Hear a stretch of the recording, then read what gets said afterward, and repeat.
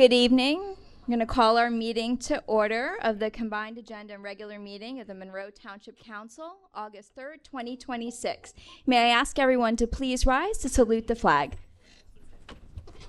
I pledge allegiance to the flag of the United States of America and to the republic for which it stands, one nation, under God, indivisible, with liberty and justice for all.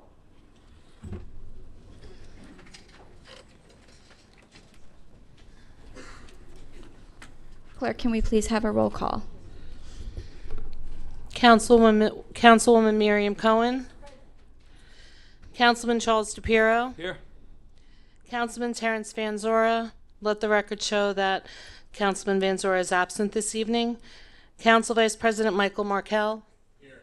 Council President Rupa P. Siegel. Here. Clerk, can you please read item 4? In accordance with the Open Public Meetings Act, it is hereby announced and shall be entered into the minutes of this meeting that adequate notice has been provided by the following. 1. Posted on the bulletin board within the municipal building on December 26, 2025, and remains posted at that location for public inspection. 2. Printed in the Home News Tribune and the Cranberry Press on December 26, 2025. 3. Posted on the Monroe Township website. And 4. Sent to those individuals who have requested personal notice. In accordance with Chapter 3, Section 17 of the Monroe Township Code, public comment shall be limited to 5 minutes unless further time is granted by the Council President. Thank you. Moving on to proclamations and presentations, we'd like to congratulate the Monroe Township Police Youth Academy graduates. They're not present this evening, but we will invite them to a future meeting. And I'd like to, at this time, ask Chief Banos to please come up to the podium for the swearing in of our new police officers.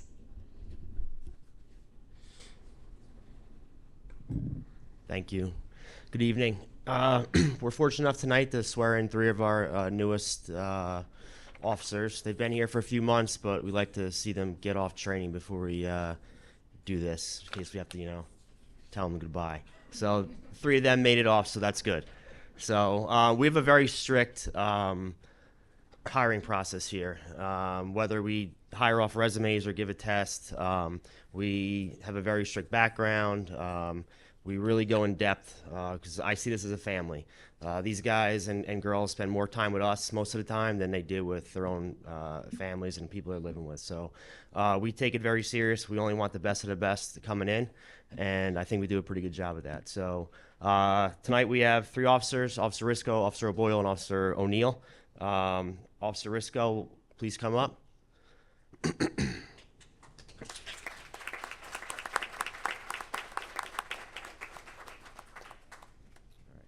Officer Ryan John Risco is 33 years old and grew up in South River, New Jersey, where he attended South River High School and was a member of the wrestling team. Upon graduating South River High School in 2011, Officer Risco began training Brazilian Jiu-Jitsu and eventually earning the rank of black belt, and also fought professionally for Cage Fury Fighting Championships. After fighting professionally, Officer Risco got hired by the Middlesex County Department of Corrections. While there, he was a member of their Special Operations Group, where he dealt with rowdy and unruly prisoners. In July of 2025, we hired Officer Risco and sent him to the Cape May County Police Academy, where he graduated in January of 2026. Since graduating, Officer Risco has been assigned to the Patrol Division. Here with Officer Risco tonight is his wife, Nikki Risco, his father, John Risco, his mother, Jill Risco, and his niece, Alexis Mano. Holding the Bible will be his wife, Nikki.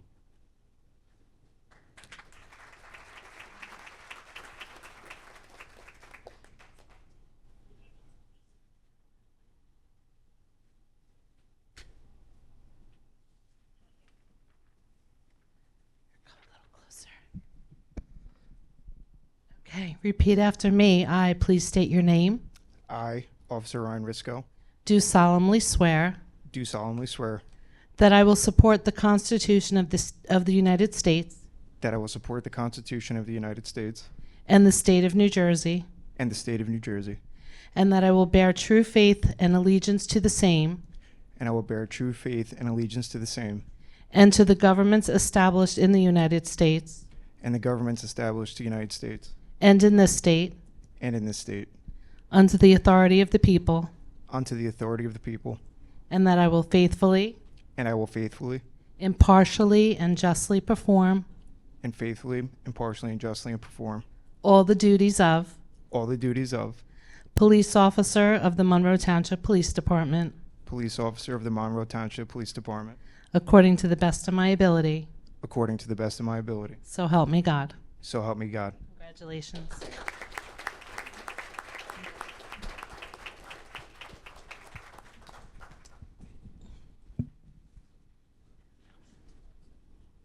You need your microphone? Yeah? You? That will help.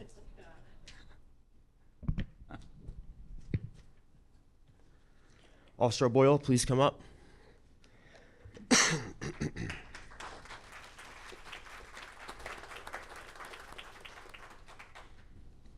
Officer Riley James O'Boyle is 21 years old and grew up in Manahawkin, New Jersey. He attended Southern Regional High School, where he was a member of the Southern Regional Wrestling team.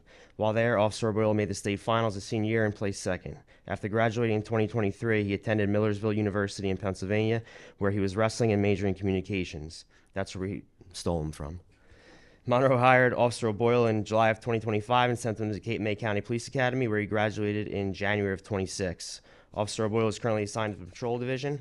And with Officer O'Boyle tonight is his father, Patrick O'Boyle, his mother, Jennifer Kett, his sister, Caitlin O'Boyle, his stepmother, Sarah O'Boyle, and his stepsister, Jocelyn Heiler. Holding the Bible for Officer O'Boyle will be his father, Patrick.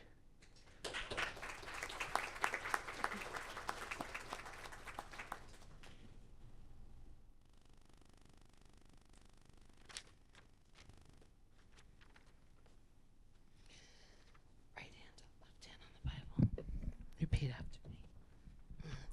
Repeat after me. I, please state your name, I, Riley O'Boyle, do solemnly swear do solemnly swear that I will support the Constitution of the United States that I will support the Constitution of the United States and the state of New Jersey, and the state of New Jersey, that I will bear true faith that I will bear true faith and allegiance to the same and allegiance to the same and to the governments established in the United States and to the governments established in the United States and in this state and in this state under the authority of the people, under the authority of the people, and that I will faithfully, and that I will faithfully, impartially, and justly perform impartially, and justly perform all the duties of all the duties of police officer of the Monroe Township Police Department police officer of the Monroe Township Police Department according to the best of my ability. according to the best of my ability. So help me God. So help me God. Congratulations.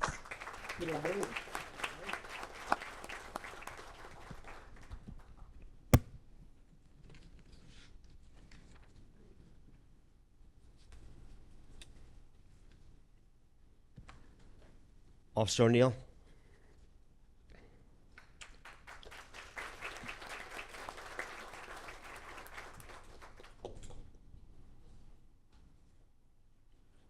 Officer Cameron Bernard O'Neill is 23 years old and grew up in Aberdeen, New Jersey. He attended Matawan Regional High School, where he had a very successful wrestling career.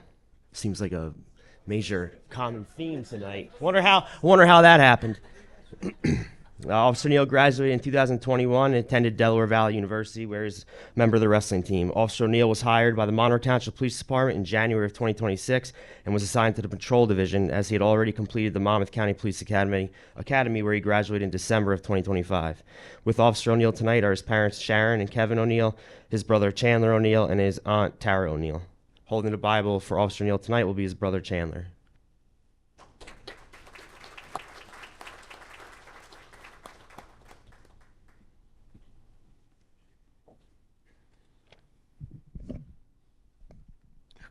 Repeat after me. I, please state your name, I, Cameron O'Neill, do solemnly swear do solemnly swear that I will support the Constitution of the United States that I will support the Constitution of the United States and the state of New Jersey, and the state of New Jersey, that I will bear true faith that I will bear true faith and allegiance to the same and allegiance to the same and to the governments established in the United States and to the governments established in the United States and in this state and in this state under the authority of the people, under the authority of the people, that I will faithfully, that I will faithfully, impartially, and justly perform impartially, and justly perform all the duties of all the duties of police officer of the Monroe Township Police Department police officer of the Monroe Township Police Department according to the best of my ability. according to the best of my ability. So help me God. So help me God. Congratulations.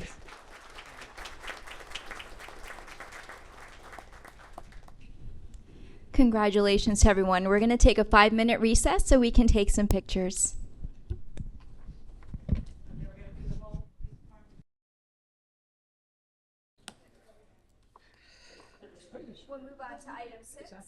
We'll move on to item 6. Clerk, can you please read?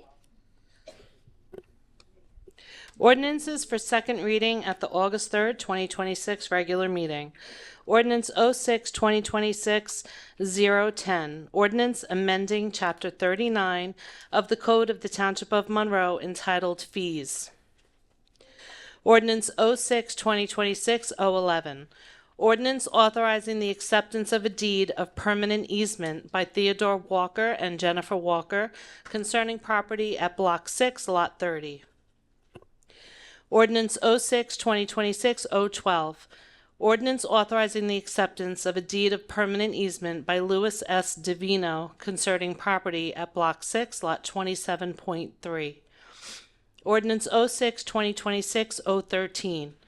Ordinance amending Chapter 108, Article 6.16A, PO/CD, Planned Office Commercial District, and Article 6.18A, HD, Highway Development District, and Article 6.19A, LI, Light Industrial District, and 6.25A, OP, Office Professional District.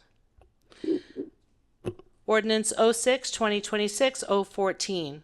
Ordinance recommending the adoption of the municipal landfill redevelopment plan for property known as Block 148, lots 36.01 and 37, and Block 148.60, lots 23.01, 24, 25, 26, and 27.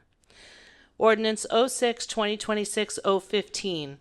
Bond ordinance providing for various capital improvements in and by the Township of Monroe in the County of Middlesex, New Jersey, appropriating $2,392,045 therefore, and authorizing the issuance of $1,882,855 bonds or notes of the Township to finance part of the cost thereof. Ordinance 06-2026-016. Bond ordinance providing for various improvements to the water sewer utility in and by the Township of Monroe in the County of Middlesex, New Jersey, appropriating $4,368,200 therefore, and authorizing the issuance of $4,368,200 bonds or notes of the Township to finance the cost thereof. Ordinance 06-2026-017. Ordinance authorizing the Township of Monroe to convey a portion of property located at Spotswood Englishtown Road, Block 54, Lot 5.04, Monroe, New Jersey, to Middlesex County for roadway/culvert improvements. Thank you. And clerk, can you please read item 8? Resolutions for consideration under the consent agenda at the August 3rd, 2026 regular meeting are 8-2026-136 through R8-2026-156. Thank you. Council members, can you please review the resolutions? Does anyone have any that need to be removed? No. And sorry, Council President, just want to make a note for the record that we are removing Resolution 155 from the agenda. This was the resolution to amend our capital budget. We usually do that every year when our bond ordinance is slightly different than the capital plan that we developed early in the year. But actually this year it's not necessary. As we look a little deeper into it, our ordinance and our capital plan match, so there's no reason for that resolution. So we would ask that that be removed from the consent agenda. Okay, great. Thank you. Thank you. Moving on to item 9, to our public comments. May I have a motion to open? May I have a second? Second. All in favor? Aye. Any opposed? This is public comments is open. It's for agenda items only, 5 minutes per speaker. Please state your name and address for the record.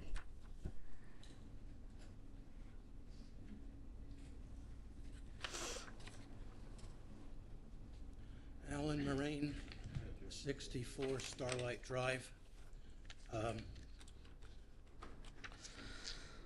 attendees will be happy to know that I will be brief.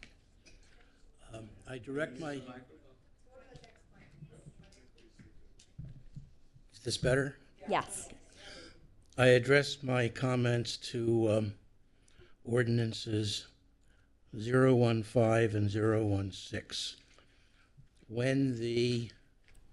Once the ordinances are passed, and I have little doubt that they will be, they become debts that the taxpayers have to pay back. And that is legitimate. But it's kind of shoehorning in the sense that we do it now, it's painless, and then the payments come at a later point in time when there is no particular ability to oppose making those payments. What I'm leading up to is there is a way that I think would be much preferable, although politically impossible, and that would be to obtain the funds, and of course it would have to be through taxation, but to obtain the funds first so that the people do have a say in the future amounts that they're going to have to pay, as opposed to passing it now as a bond ordinance when they would not have a say at a later point in time. And again, I realize that that is probably politically impossible, but I just stated as something that would be nice. Thank you.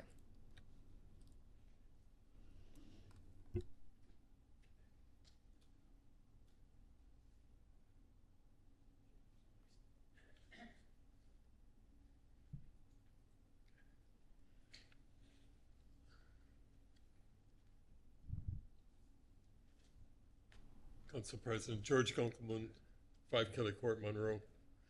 I have a question about the 014, which is the adoption of municipal landfill redevelopment plan. What's the story of that landfill, and how did it become ours and not the people who owned it? Where's the liability there? And I don't know any of the backstory. I don't even know where it is. I don't have a lot and block map at home.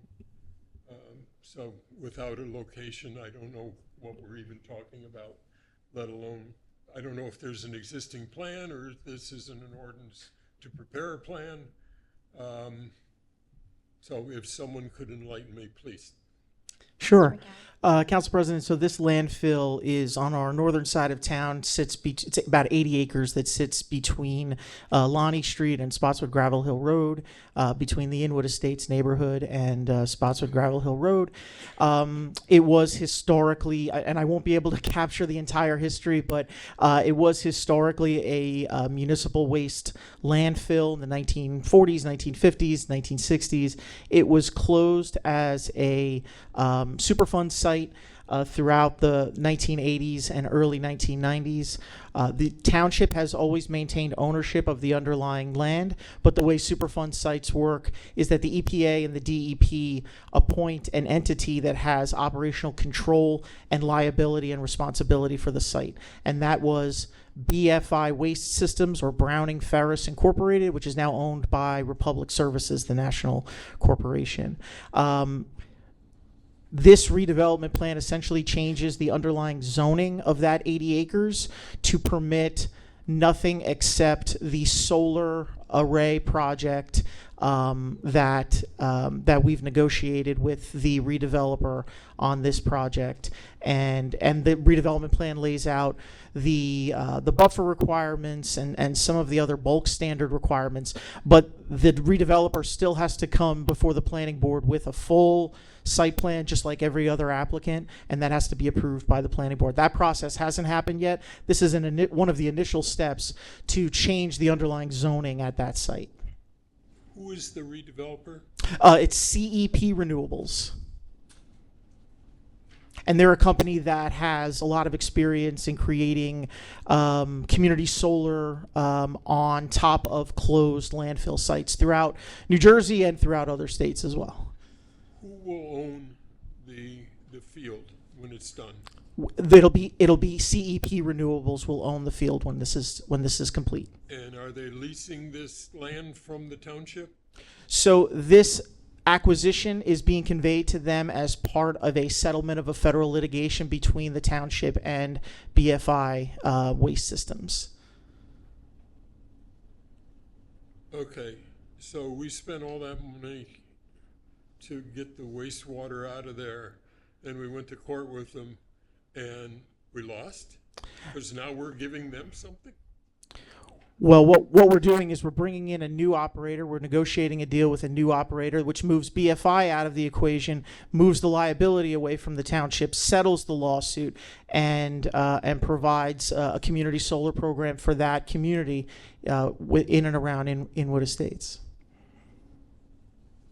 So I would not characterize it as we lost. I characterize it as the mayor has talked about at this meeting many times and has provided that communication to the public. This was the settlement that the mayor and this council agreed to settle that litigation.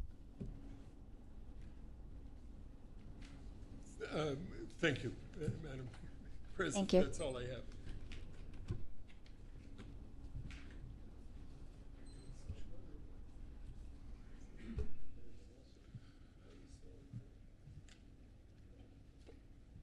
Prakash Pura, 33 Dana Drive. President, I have questions on the same resolution. It is good to have solar panels and all, but can you please explain how the deal is done, the electricity produced by them, whether they sell it to the market or what things we have put in so that it will be provided to us, how the costs are determined, because the electricity prices are going on, and so can you please explain how it will benefit our community? Sure. Council President, so this, when it's completed and constructed, this will be a community solar program where residents will be able to buy into that community solar to reduce the electric bill on their own homes without putting solar on their own roofs. The traditional sense that I'm sure many of you see or experience yourself is you put solar panels on your own roof, and that adds additional supply into the grid, and therefore you get a reduction in your home electric bills. This is a similar concept, except instead of adding solar to the roof of your own home, you're participating in a membership in a large solar field. Sometimes this happens on the top of warehouses, sometimes it happens in projects like this. And what that does for those who participate in that membership, it will reduce a portion of their home electric bills. One follow-up question. There where it is, suppose I use that energy, it doesn't mean that I cannot put solar system, because technology is changing.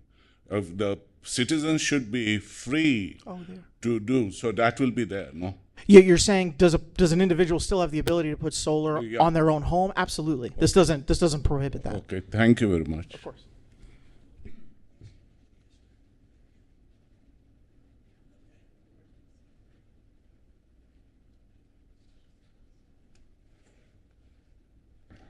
Good evening, Michelle Arminio. I'm going to talk about or ask questions about the resolutions, please. On page 2, resolution 139, the award of bid contract for $937,650.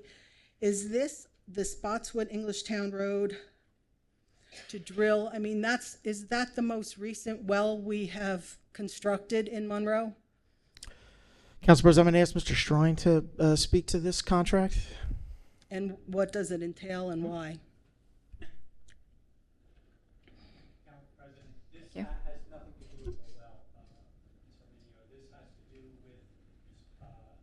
Sorry. Good. This has to do with the county installing new culverts on Spotswood Englishtown Road, which requires the township to actually relocate its water main to allow those culverts to be And installed. what's the purpose of relocating the water main? Is for all the new construction that's going to be going on in that area? Has nothing to do with that. So what does it have to do with, please? It has to do with the fact that the culverts can't be constructed in conflict with the water main, so we have to move it. I know, but then why do we need the culverts? The county's installing it for flood control. Okay. I mean, I think it sounds like it might be benefiting the rapid development along that side. So, and that's the county. So that's I don't need an answer. I'm just making a comment. That's taxpayer money going into that as well. Even though it's county, we pay county taxes. All right, I'd like to move on to Resolution 148. The resolution authorizing the refund of tax overpayments, and there's no dollar amount, but I looked it up, and I think it, and you can correct me if I'm wrong, $93,000 overpayment. Who overpays $93,000? This, Council President, this wasn't one particular taxpayer, this or property owner. Our tax assessor has put in for, I believe it was 14 or 16 different property owners where there was an overpayment. Okay, so Yeah. that's where that's going. Correct. And we've had settlements in 2025. Do we know how many settlements there have been where people have been relieved of their taxes to Monroe? Council Some President, of the I don't have bigger that number ones? in front of me. Our tax assessor has the authority to settle all tax appeals. I can certainly get that number and have it for the next meeting. Okay, because I think if I'm, again, you can correct me if I'm wrong, it's in the millions. There have been a couple entities that have not paid taxes or gotten tax relief of at least, upwards of $1 million. Does that ring a bell? Council President, in any particular year, I'm not aware of over $1 million or $1 million close in to. tax refunds. Not refunds. Tax appeal Relief. settlements. Tax- Excuse me. Yeah. Yeah, there's a difference, right? Because refunds are one thing. That's after they're paid. Settlements are, and how many times do we actually win those settlements? I'm wondering. Council President, so when you say win a settlement, so a settlement is a negotiated agreement between both parties. Both parties probably don't get everything they want and come away a little unhappy. So I don't know if I would characterize that as a win or a loss, but only 1 in 10,000 tax appeal cases in the state of New Jersey actually go to trial, right? Most of them do settle, of course. So I don't have an example of when our township or any of our neighbors have gone to trial on a tax appeal It's recently. not the thank you. It's Yeah. not the trial that I'm concerned about. I think both parties are probably quick to settle. So I think the majority of the money will come from settlements, which is public record, right? Our settlements. Of course. Okay, good. Thank you. And my third question, but I think I don't know if I heard right. Is 155 eliminated from the agenda? Okay, so that was my third question. Do I have any time left? I do. Okay, so let me go to, I want to thank the gentleman in the public who brought a different perspective to the two ordinances, 015 and 016. It might be time for us to get a little progressive with some ideas instead of relying on the old way of doing things. Maybe we can bring some new ideas. I noticed no one really responded to that gentleman, but as a taxpayer, I want to thank him for bringing, and I think I would hope that going into the future, we have some issues with government. Maybe we can bring some fresh ideas. Thank you. Thank you.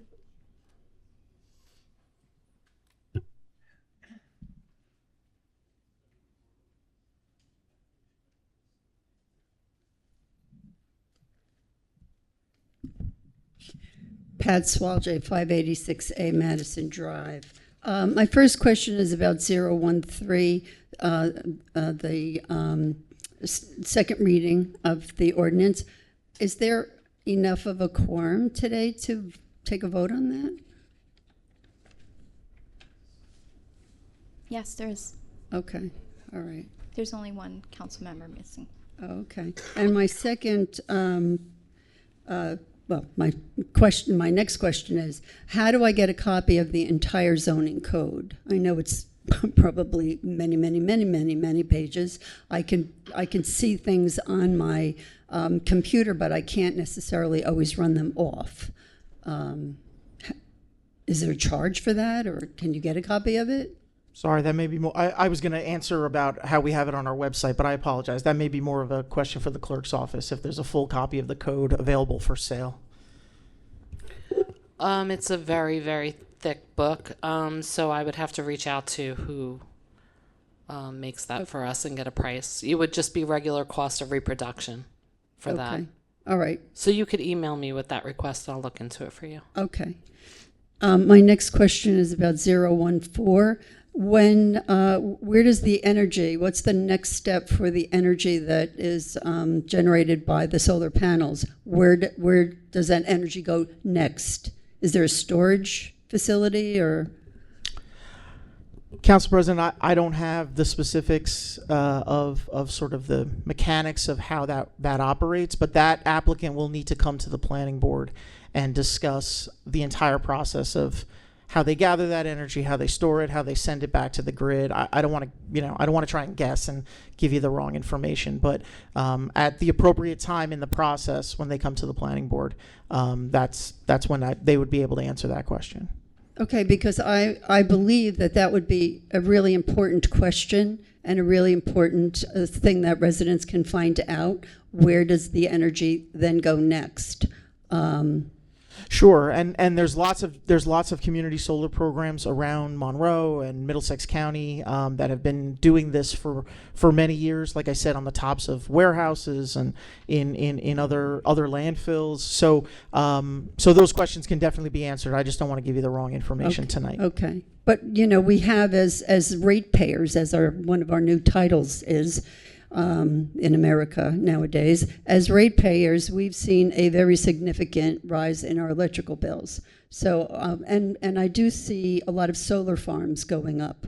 So I think it's important that we start asking, where's the energy generated by the solar projects? Where does it go?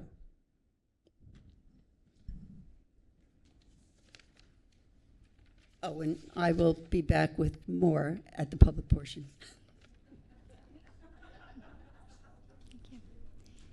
Any other members of the public wishing to make comments on agenda items?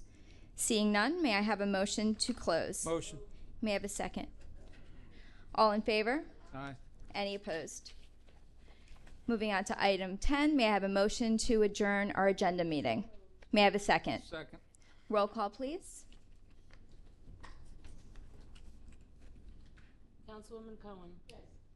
Councilman DePiero. Yes. Council Vice President Markell. Council President Siegel. Yes. Motion carries. Thank you. And time? 7:12. Great. Moving on to our regular meeting, may I have a motion to open? May I have a second? Second. Roll call, please. Councilwoman Cohen. Yes. Councilman DePiero. Yes. Council Vice President Markell. Council President Siegel. Yes. Motion carries. Thank you. 7:13. May I have a motion to approve the payment of claims per run date July 29, 2026? Thank you. May I have a second? Roll call, please. Councilwoman Cohen. Councilman DePiero. Yes. Council Vice President Markell. Council President Siegel. Yes. Motion carries. Thank you. Moving on to item 3, approval of minutes. May I have a motion to approve the minutes of the following meetings as written and presented? Motion. June 29, 2026, agenda and regular combined meeting. We have a motion. May I have a second, please? Roll call, please. Councilwoman Cohen. Yes. Councilman DePiero. Yes. Council Vice President Markell. Yes. Council President Siegel. Yes. Motion carries. Thank you. Clerk, can you please read our first ordinance for second reading? Ordinance 06-2026-010. Ordinance amending Chapter 39 of the Code of the Township of Monroe entitled Fees. May I have a motion to open the public hearing? May I have a second? Second. Thank you. All in favor? Aye. Any opposed? Okay, public hearing is open. 5 minutes per speaker. Please state your name and address for the record.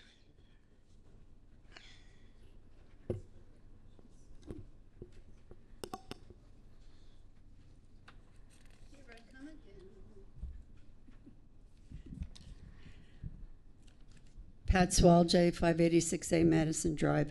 Once again, I'm sitting before this council because as I am happy and hopeful that you will vote to pass the second reading of the amendment to our zoning code.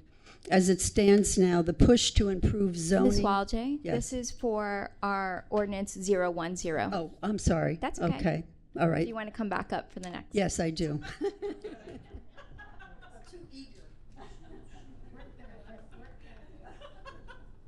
Any other members of the public wishing to speak on this ordinance?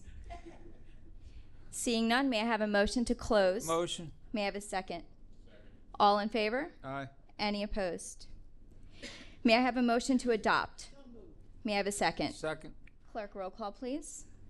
Councilwoman Cohen. Councilman DePiero. Yes. Council Vice President Markell.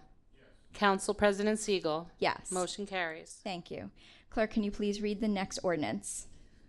Ordinance 06-2026-011. Ordinance authorizing the acceptance of a deed of permanent easement by Theodore Walker and Jennifer Walker concerning property at Block 6, Lot 30. May I have a motion to open the public hearing? May I have a second? Second. All in favor? Aye. Any opposed? Public hearing is open. Anyone wishing to speak? Seeing none, may I have a motion to close? May I have a second? Second. All in favor? Aye. Any opposed? May I have a motion to adopt? Second. Second. Clerk, roll call, please. Councilwoman Cohen. Councilman DePiero. Yes. Council Vice President Markell. Council President Siegel. Yes. Motion carries. Thank you. Clerk, can you please read the next ordinance? Ordinance 06-2026-012. Ordinance authorizing the acceptance of a deed of permanent easement by Louis S. Divino concerning property at Block 6, Lot 27.3. Thank you. May I have a motion to open? May I have a second? Second. All in favor? Aye. Any opposed? Public hearing's open. Seeing no one wishing to speak, may I have a motion to close the public hearing? May I have a second? Second. All in favor? Aye. Any opposed?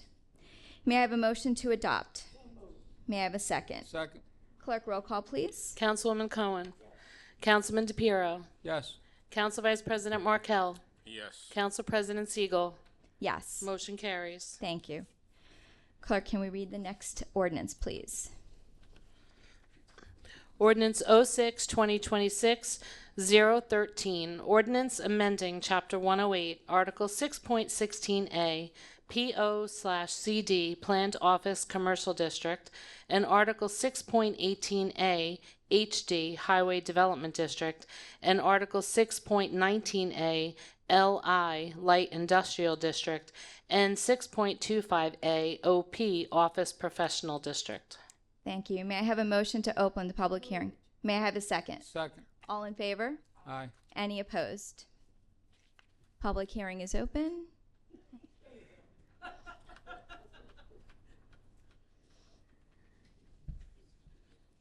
Once again, Pat Swalj, 586A Madison Drive. I am happy that this is coming up for a second reading. I am happy that the council took quite a swift look at this, and I am hoping that all of you will vote to amend the zoning code. Thank you. Thank you.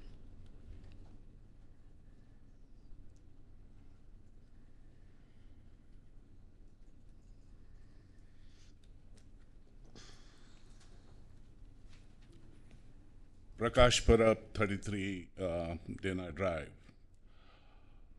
I know that throughout United States and anywhere there have been debates not to have data centers because they use electricity and water, and that impacts to us.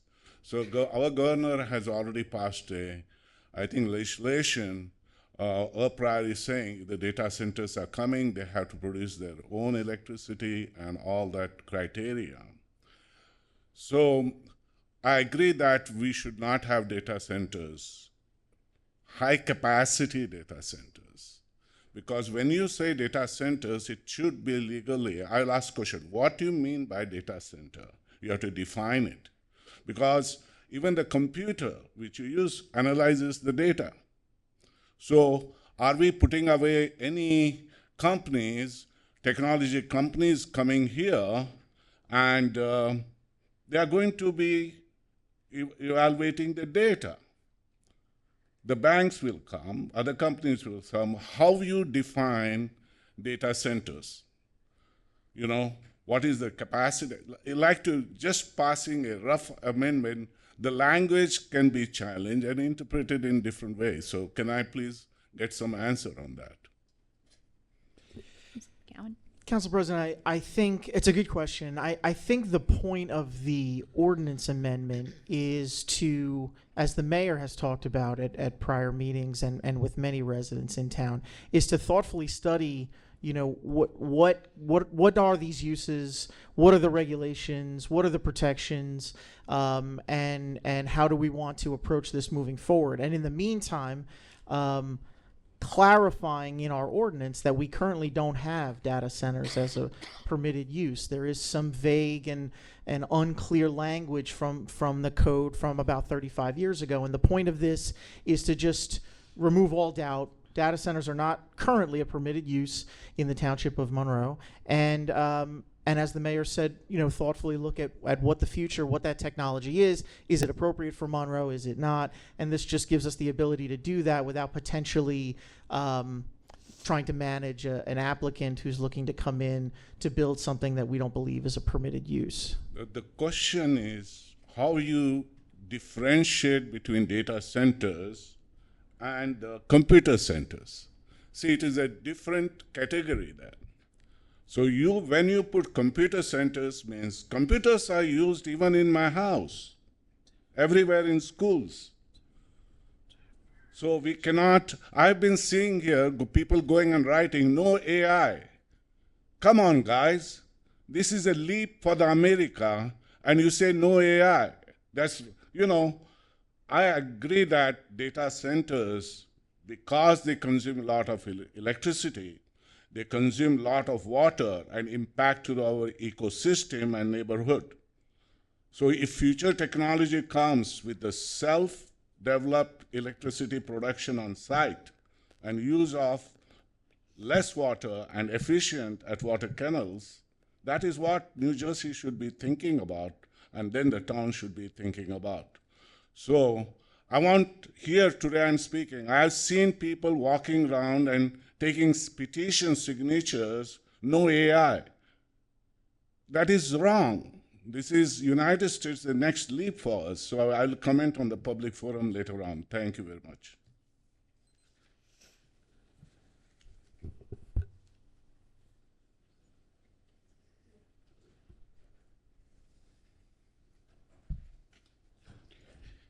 Tom Walsh is my name. I live at 1624A Windsor Way.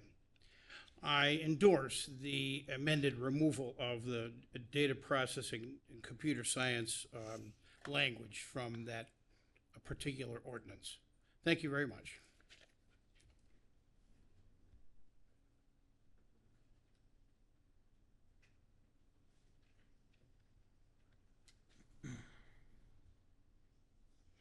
Hi, Catherine Hunt, 121P Lowell Lane.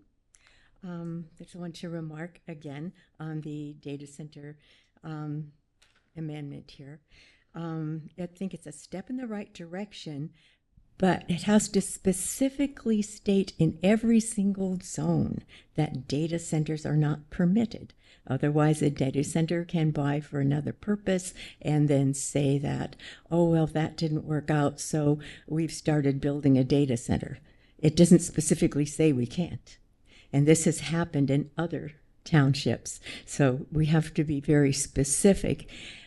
Or the ordinance could say, or we could put a sentence in the ordinance that says, if data centers are not specifically mentioned in these laws, they are prohibited, or anything that is not mentioned is prohibited. That way, we cover ourselves in every case to make sure that data centers will not find a way to weasel in. and wanted to know if this language is already in the ordinance. Council President, that exact language is already in our ordinance, and it's a great point that you make. And it's also in the municipal land use law, but it's in our ordinance as well. If a particular use is not specifically permitted, it is by default prohibited, and someone can't just change the use of their property after they get, a planning board or zoning board approval. They'd have to come back to the town. They'd have to go back to the beginning of the process. And if it's not a permitted use, it's a prohibited use. So it's a great point. And thankfully, Monroe, like many towns, already has that language in its ordinance. That's great. I looked and I could not find the ordinance itself so that I could actually read it. Sure. And I realized the whole thing is a long book, quite a thick book. Council President, I don't mind putting it on the record. It's Chapter 108-6.5. I want to say D. That's my handwriting, but I'm pretty sure that's a D. In any event, it's 108-6.5. All right. Well, thank you. And just wanted to also mention that the excessive use of electricity by these data centers competes with our families and our just, general ratepayers, and competes directly through the grid. I experienced a shock when I got my bill last January. It was a bill for December, and December wasn't even all that cold compared to January, February, and so forth. And I looked at that bill and I realized I could not pay it. It's because our rates have gone so high, because no matter where you put the data centers, they stress the grid, because about 13 or 14 states on the same grid. So I realized that not only that bill I couldn't pay, but I would not be able to pay the January bill, the February bill, and so forth. The bills would stack up. I wouldn't be able to pay them. And what happens next? You get cut off. And then you have to pay the re-up fee in order to get back. So I just turned off mine. I'm in an upstairs apartment. The pipes would not freeze. It was not pleasant. I wore my outdoor clothes indoors the rest of the winter. And I asked my neighbors, what were they experiencing with this great increase in the rates? One lady said that she tells all her friends, if you come over, dress warmly, it will not be warm in here. Other people, when they had the capability, they were able to turn off the thermostat for other rooms in their house and only heat one. Very clever if you could do that. And other people simply turned down as far as they could stand. Thank you, Ms. Hunt. Your time is up. Thank you. Thank you. Any other members of the public wishing to speak?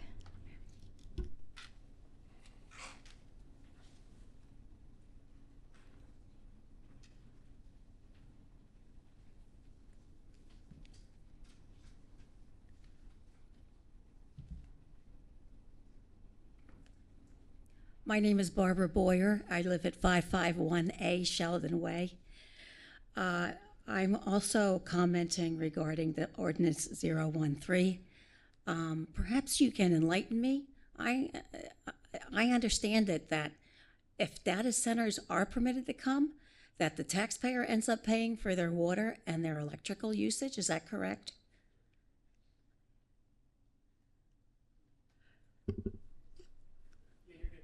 Good. It can be correct.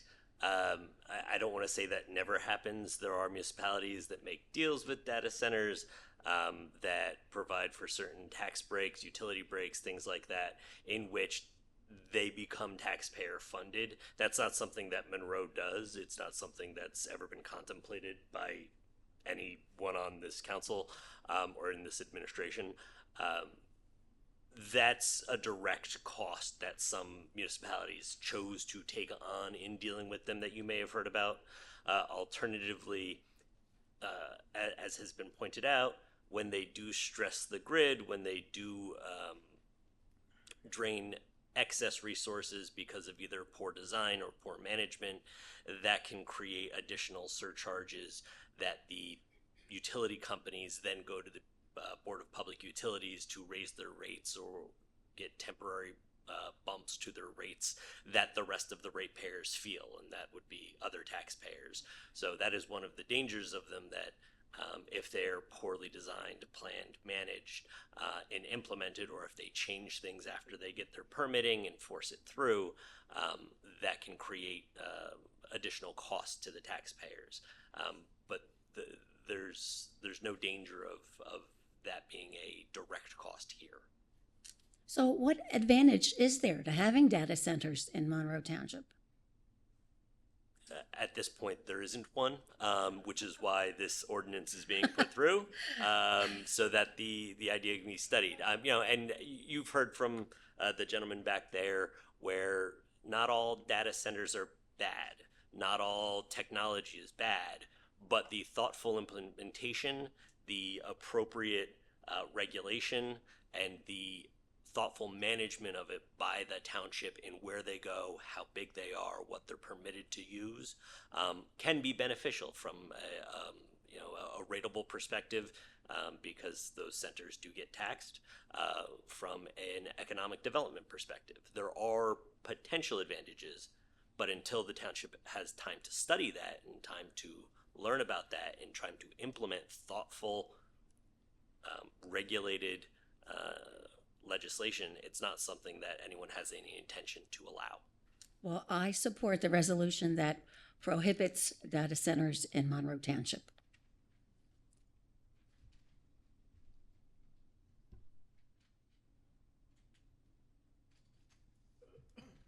Alan Schwartz, 19 London Drive. Just so everybody really understands what Kevin had stated earlier and what Prakash was talking about, they're perfectly right. There's not every business is bad for the township, and really listen to this. What this ordinance is going to do for us, the taxpayers, is give our township and the council time to figure out what are going to be the beneficial businesses to bring in to this township that will give us ratables and not be a burden to the taxpayers. And that's what this ordinance is all about.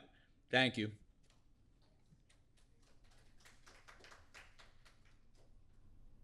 Any other members of the public wishing to speak? Seeing none, may I have a motion to close? Motion. May I have a second? Second. All in favor? Any opposed? May I have a motion to adopt? May I have a second? Did you get second? Roll call, please. Councilwoman Cohen. Councilman DePiero. Yes. Council Vice President Markell. Council President Siegel. Yes. Motion carries. Thank you. Clerk, can you please read the next ordinance? Ordinance 06-2026-014. Ordinance recommending the adoption of the municipal landfill redevelopment plan for property known as Block 148, lots 36.01 and 37, and Block 148.60, lots 23.01, 24, 25, 26, and 27. Thank you. May I have a motion to open the public hearing? May I have a second? Second. All in favor? Aye. Any opposed?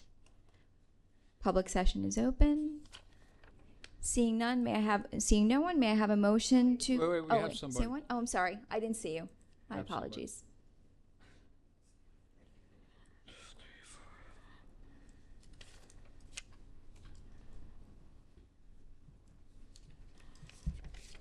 Shell Arminio, 9 Nathaniel Street. I have, if I can get a quick, I don't want to use my whole 5 minutes, but if I can get a quick idea of how this process worked. I was at the planning board meeting, and on the agenda, it said that it was a discussion item. So who discusses this first, the council or the planning board? And who makes these recommendations? How does this come about? Council President, so it starts at the council level. I'll try to go quick. I'm sorry. It's a long process, and we could always talk about it at any time as well. But No, I think the public wants to know too. It starts at the council level. was either earlier this year or late last year, the council tasked the planning board with doing a study to determine whether this site could be designated as what's called an area in need of redevelopment. There's criteria. Our township planning board planner did that study, went through the criteria, recommended to both the planning board and the council that it be designated as an area in need of redevelopment. So both the council and the planning board approved that. And that was when, I pretty much come to all the meetings, and when was the deliberation in public, when did that take place? Council President, there was public deliberation at both of those council meetings and planning board meetings. No, the public was able to ask questions, but I never saw the council deliberating in front of the public. The Open Public Meetings Act recommends that these kinds of things be discussed in public, and very rarely do I hear the council either talking about these proposals or bringing them up.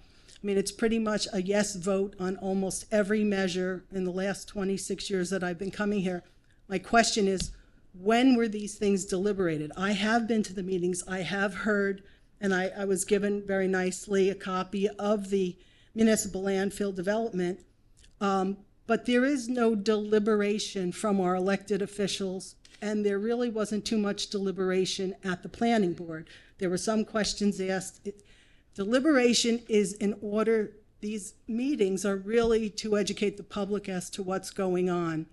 I think we are running shy of what the expectation of the public is, and they might not realize it, or we certainly are running amok of the Open Public Meetings Act by not having things deliberated in public. There's rarely a question by our elected officials, and there's rarely a discussion by our boards and commissions. So that's my comment. My concern about this is that we talk about the landfill being, I have issues. I've been in this town since 1980. We have, even a few years ago, there was leachate coming from this site.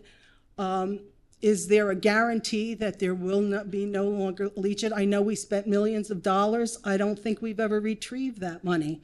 I know it was said to the public that we were going to divert whatever the leachate was, and we put piping, and I think it went to Sayreville. I don't know where it went for cleanup, but I'm not sure that we've actually, and I know the DPA has some no action necessary, but over the years, we've had problems with that area, and I just want to know that the residents will still be safe, and who will be the,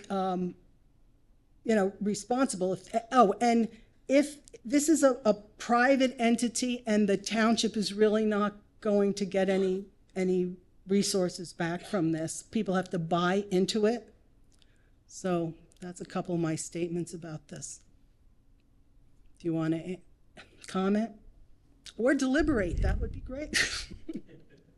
So, Council President, I can answer a couple of those questions. So, leachate, which is the substance that happens when rainwater falls through the closed landfill, still has to be removed from the site from here, maybe into perpetuity, right? And so our pump station at the foot of that landfill collects that leachate and pumps it out to another pump station, which, as you say, eventually goes to the Middlesex County Utilities Authority. No matter who has operational control of that landfill, and the DEP and the EPA have to approve whoever has that operational control. That system is still in place and will be in place forever. What we did several years ago was remove the leachate from going through the residential sewer laterals in the neighborhood, and created our MTUD worked hard, created a dedicated force main to remove that leachate from the site without ever passing by anyone's house. So, and we can certainly have more conversations if necessary about that. Well, I would imagine that once again everything's going to be a yes without deliberation. So I'll watch that. Thank you. Thank you.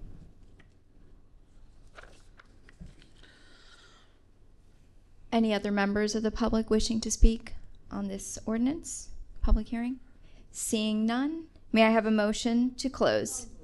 May I have a second? Second. All in favor? Aye. Any opposed? May I have a motion to adopt? May I have a second? I have a couple questions before. The public reach out about this facility. As we know, it was a Monroe Township landfill that the public used for many years. And I think the question that everybody has should be answered. What happens if something goes wrong? Will this developer just go bankrupt? Will the LLC, limited liability company, just walk away? Will the township still be held responsible? Because I think the deed is still going to be in our name, right? Which would mean, I mean, if we can just explain a little bit more to the public, to just ease everybody's mind, please. It's a great question. Actually, as this process plays out, as we get to the end of the redevelopment plan and an application by the applicant to take over that site, the township actually will not hold on to the deed. It'll be transferred over to this entity that has to be DEP and EPA approved to take operational control and put in place a significant amount of bonds and financial sureties to ensure that should anything happen to that entity, and this is very common from what we're learning all over the country, that there is a financial surety involved so that the township and its taxpayers don't have to take on that burden. Okay, so thank you, Kevin. Will it be deed restricted? Example, I've watched lots of times where we get cell towers, and a cell tower would be with an AT&T, a Verizon, or whoever, Sprint, and then they sell that lease. So is this something that if we transfer the deed to this company, they get the approval, and then they sell that to another company from California or wherever, and then we have no control? Or is it going to, if after this, is it going to be deed restricted that it comes back to the town? Deed restricted that it comes back to the town. I don't know if such a deed restriction would exist. It was done on Avenue K. The township did it to a fire company.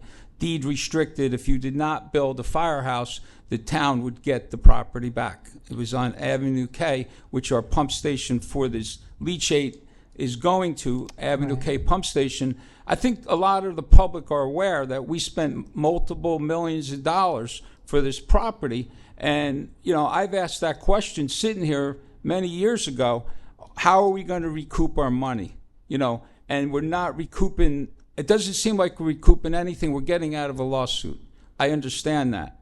But I think that it's more than just getting out of the lawsuit. Are we getting any money for this property?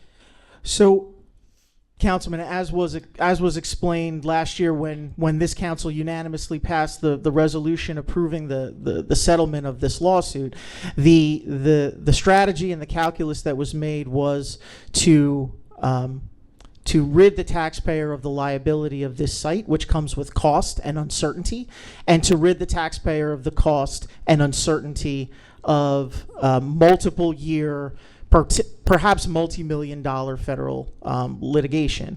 I understand the other argument. I understand the criticism that may not be enough. That's what the council decided to do, and that's the path and the trajectory that we're on. I am aware of, between two public entities like the fire district and the township, or even the township and the Board of Education, if certain property is not used for school purposes, it could revert back to the township. I'd have to look into whether or not that kind of an agreement, of a transaction, can exist between the township and this private entity. But to lay your fears at rest a little bit, I hope, is that the only permitted use on this site per the redevelopment plan would be the solar energy system.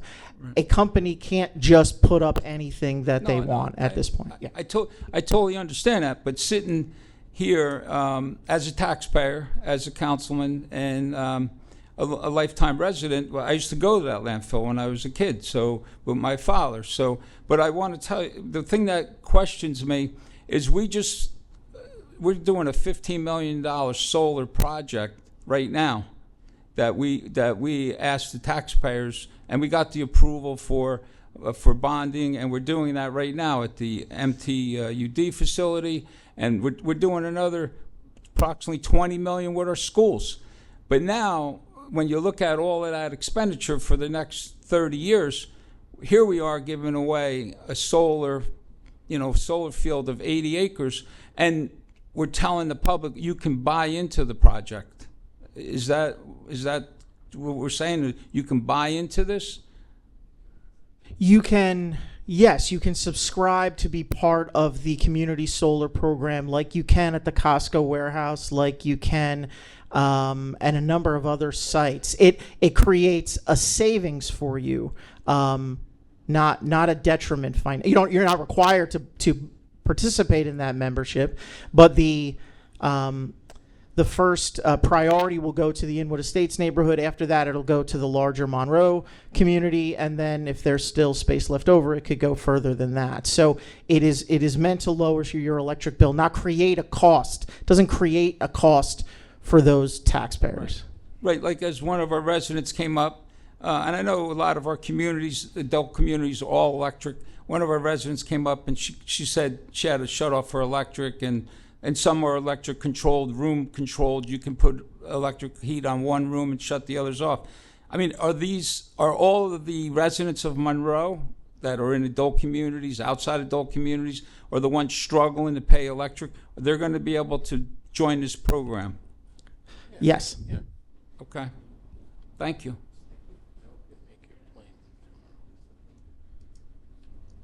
I think we had a motion. Christine? Second. We're on a second. Thank you. We can have roll Thank you, call, Council please. President. Thank you. Councilwoman Cohen. Councilman DePiero. Yes. Council Vice President Markell. Yes. Council President Siegel. Yes. Motion carries. Thank you. Clerk, can you please read the next ordinance? Ordinance 06-2026-015, bond ordinance providing for various capital improvements in and by the Township of Monroe in the County of Middlesex, New Jersey, appropriating $2,392,045 therefore, and authorizing the issuance of $1,882,855 bonds or notes of the Township to finance part of the cost thereof. Thank you. May I have a motion to open the public hearing? May I have a second? Second. All in favor? Aye. Any opposed? Public hearing is open.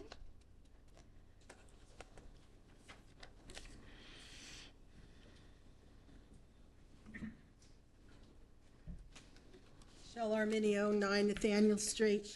I have a copy of the ordinance here, and the projections are for several communities, some acquisitions. I see road projects in Heritage Chase, acquisition of police radios. How often are all of these things accomplished in this ordinance? Because I know when Nathaniel Street, my community, Mr. Tambora used to brag that it was on the list, but he was never going to get the work done when they bonded for it. And true to his word, it took years for him to do our community. But in any case, will all these be done? Council President? Yes, please. Yes. Excuse me. So they're appropriated for these specific things. So the bond ordinance, sorry, not to interrupt, the bond ordinance, the council is giving authority to secure this funding. Each of these items still has to come before the council for separate resolutions at future meetings for approval to move forward. For example, this allows us to go out and bond for the funding for the Heritage Chase paving project, which also has a $415,000 grant to it. However, when we go out to bid for that project, that still has to come here for the council for specific appropriation, right? This is simply authority to bond for that money, put the money in place, but it still has to come back here to the council. But my question is, does it come back to the council with this specific appropriation? Let's say when we're talking about Heritage Chase. Yes. So Heritage Chase will, even though you have to come and get an approval, it's definitely, you're going to go down the list and try to hit all these improvements? Correct. This year, we've pared this down to the items that we and our department heads from the administration feel are the most needed. We are going to pursue all of these projects. The only variable is we can't always predict the market and where these things go out to bid. At times, financially, if something comes back from bid too high, sometimes we can't do the project, or we have to come back to the council for additional authority from additional funding. But as best as we can tell, these are our estimates moving forward, and we plan to do each one of these projects. And in the case as Mr. McGowan is talking about, are there prioritizing? Because I see that H looks like a big priority, drainage improvements throughout the township. We always have issues with drainage, so will the council be prioritizing some of these improvements?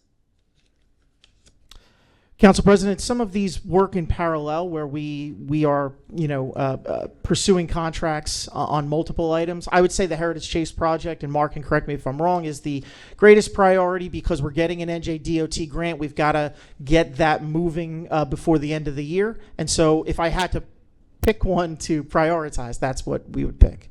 Well, yeah, don't forget the drainage, though, too. No, we're not. Absolutely not. What kind of grant are we getting on that's not noted here, is it? A New Jersey Department of Transportation state-level grant for $415,000. That's great. Okay, thank you.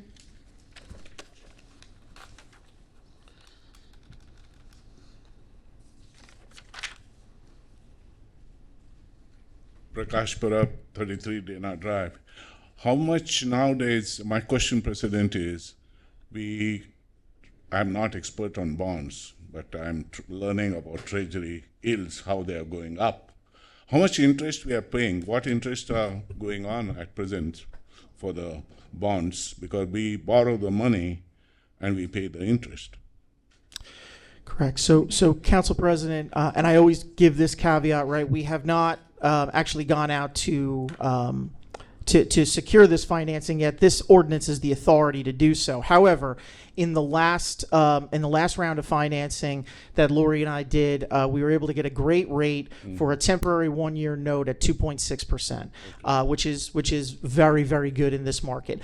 Long-term financing, which is as this ordinance talks about, this would be an 8-year bond because the average aggregate useful life of these items is 8 years. Right now, the market's hovering around 3.5%. Okay. I can never guarantee that, but with our AA+ bond rating and our good reputation among investors as a township, I'm confident that we would get, we're always getting competitive. We always get 8, 10, 13 bids from investors to buy these bonds, and so I'm confident that that'll be the case again. That rate is very good. Thank you. That is very good. Yes.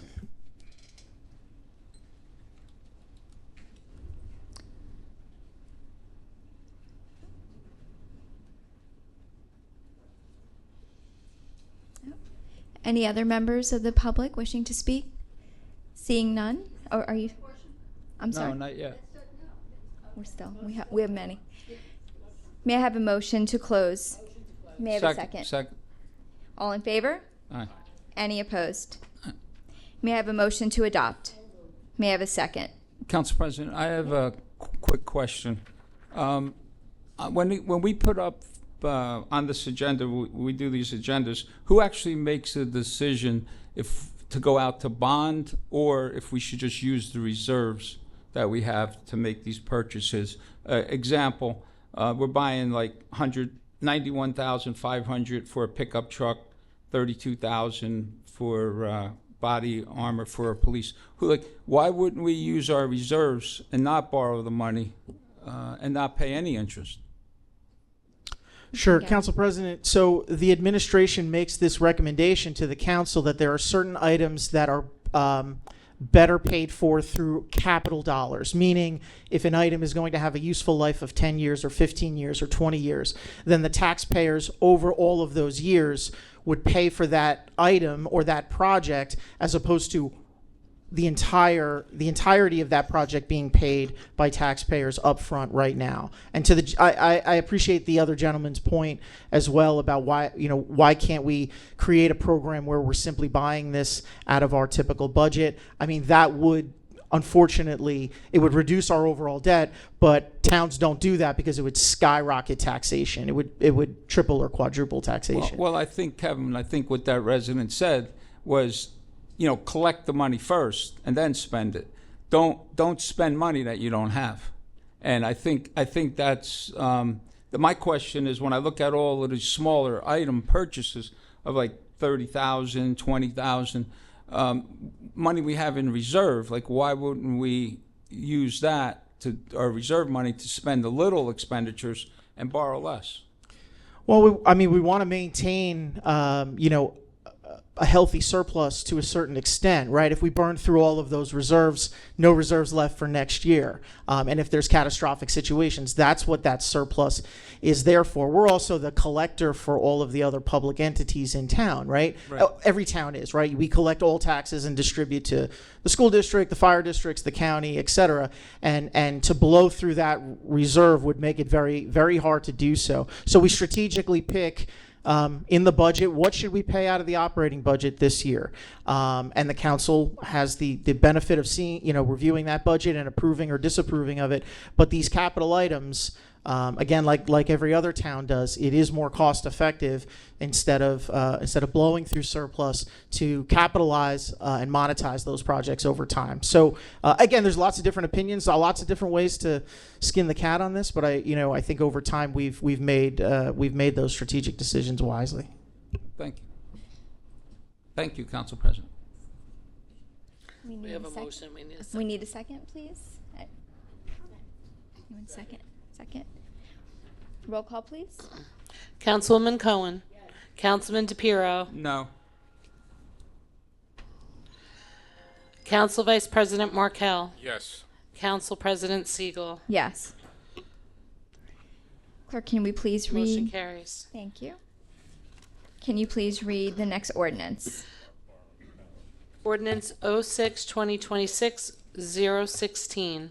Bond ordinance providing for various improvements to the water sewer utility in and by the Township of Monroe in the County of Middlesex, New Jersey, appropriating $4,368,200 therefore, and authorizing the issuance of $4,368,200 bonds or notes of the Township to finance part of the cost thereof. May I have a motion to open the public hearing? So moved. May I have a second? Second. All in favor? Aye. Any opposed? Okay, public hearing is open. And Council President, I just want, and I apologize, just I won't take the residents' time. I just wanted to make a quick note. Bond ordinances require 4 affirmative votes, so that was 3-1. So that ordinance actually failed. Okay. Thank you. Thank you for that correction. Michelle Arminio, 9 Nathaniel Street. Again, on the cost of the debt. I understand going out to bond. I was on the Board of Education for 9 years, and we had to do the same thing on occasion.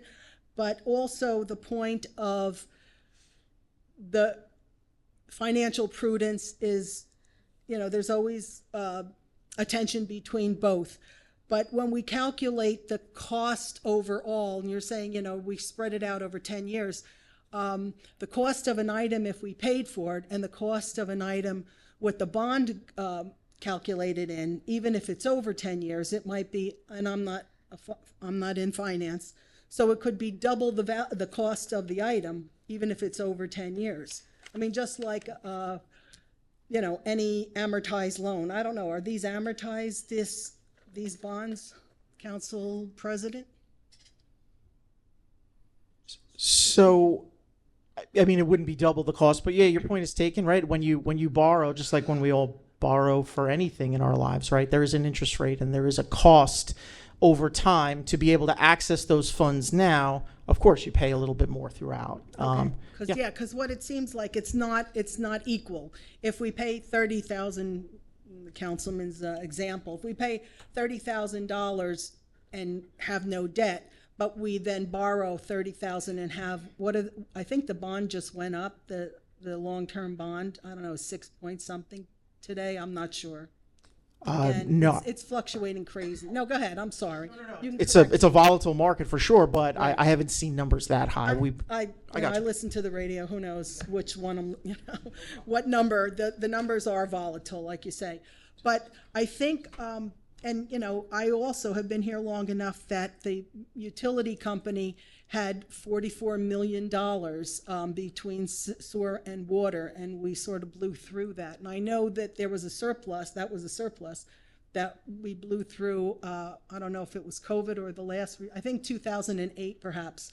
But that kind of thing, I'm concerned about constantly putting bonds out because the debt on those bonds is starting to increase. Like we pay millions of dollars a year in in debt costs.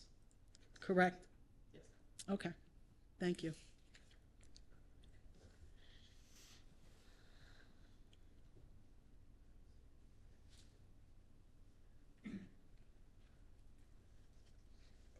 Prakash Parab, 33 Dana Drive. Entire United States, we take debt. Our debt is in trillions. And that's how the country works. And our dollar value is very, very strong. Entire world believes in our economy. And that's why they buy our bonds. That's how the country goes forward. My question is, if the ordinance fails today, this particular ordinance fails today, what is the impact to our sewage system and all? Because I don't want to know, because we cannot question when the ordinance fails. So I want to know, if the ordinance doesn't pass, what is the impact? So, Council President, the particular ordinance that we're on is 016. It is a utility department bond ordinance. It puts money in place for the Applegar tank refurbishment, the water relocation project on Spotswood Englishtown Road, which Mr. Stroin spoke to earlier, at the area where the county is doing the culverts.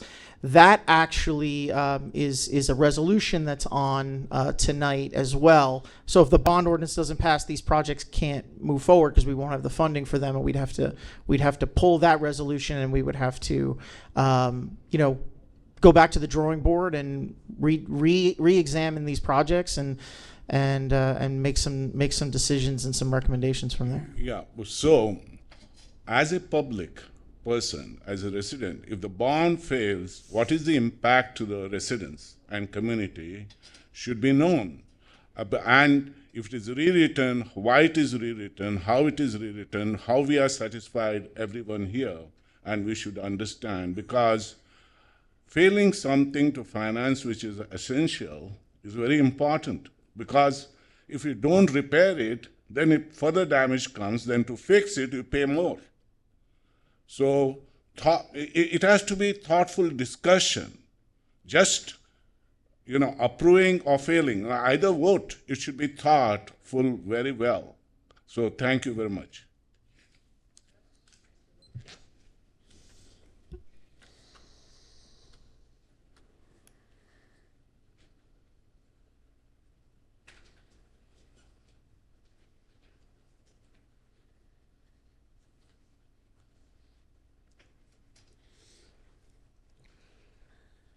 George Kunkelman, 5 Keller Court, Monroe. The history of what's going on with the town taking over the MTUD and all that money that went to help the town in a financial crisis, and now we're forced to bond. Or forced is not the right word, but choosing to bond to take care of these projects. As much as I have difficulty at times with bonding, most of those kind of projects will have a life longer than the bond, which is a very good start on any bond funding project. But my major concern is that should it fail and we don't fund these projects, the temptation for the town to sell our water department becomes higher. And to me, that's the worst thing that can happen in town. I've worked in communities that have done it, and it's every one that I observed was disastrous for the residents. Their rates went up, their service became weaker. So I'm advocating for passing this resolution because it's going to help us keep the MTUD. Thank you.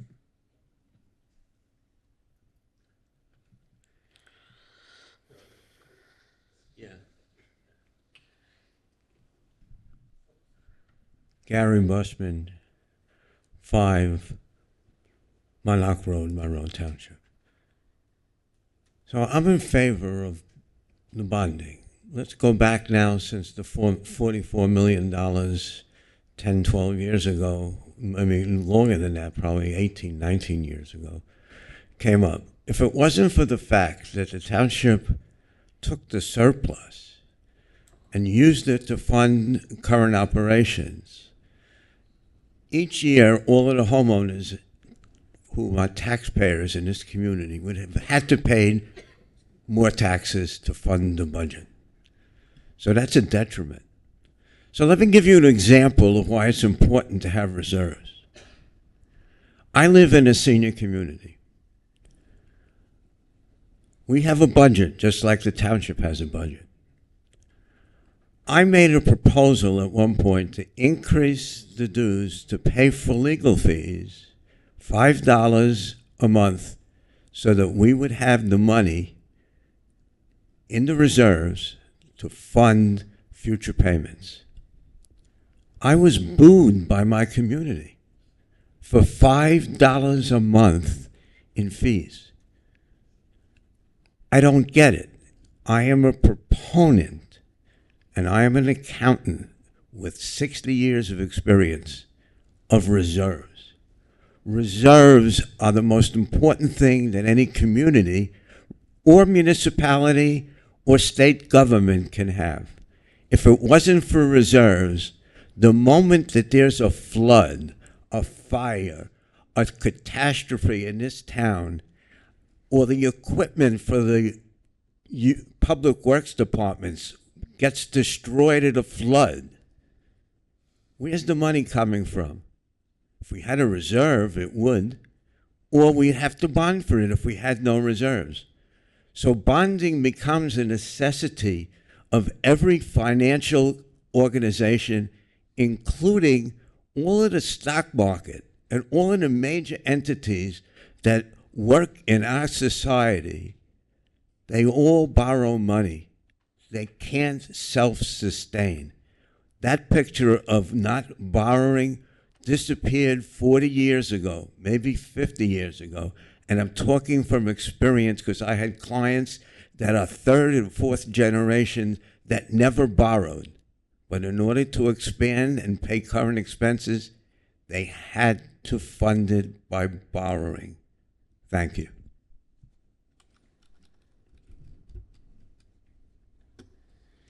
Any other members of the public wishing to speak? Seeing none, may I have a motion to close? May I have a second? Second. All in favor? Aye. Any opposed? May I have a motion to adopt? May I have a second? Roll call, please. Councilwoman Cohen. Councilman DePiero. Yes. Council Vice President Markell. Council President Siegel. Yes. Motion carries. Thank you. Clerk, can you please read the next ordinance? Ordinance 06-2026-017. Ordinance authorizing, Ordinance authorizing the Township of Monroe to convey a portion of property located at Spotswood Englishtown Road, Block 54, Lot 5.04, Monroe, New Jersey, to Middlesex County for roadway culvert improvements. Thank you. May I have a motion to open? May I have a second? Second. All in favor? Aye. Any opposed? Thank you. Public hearing is open.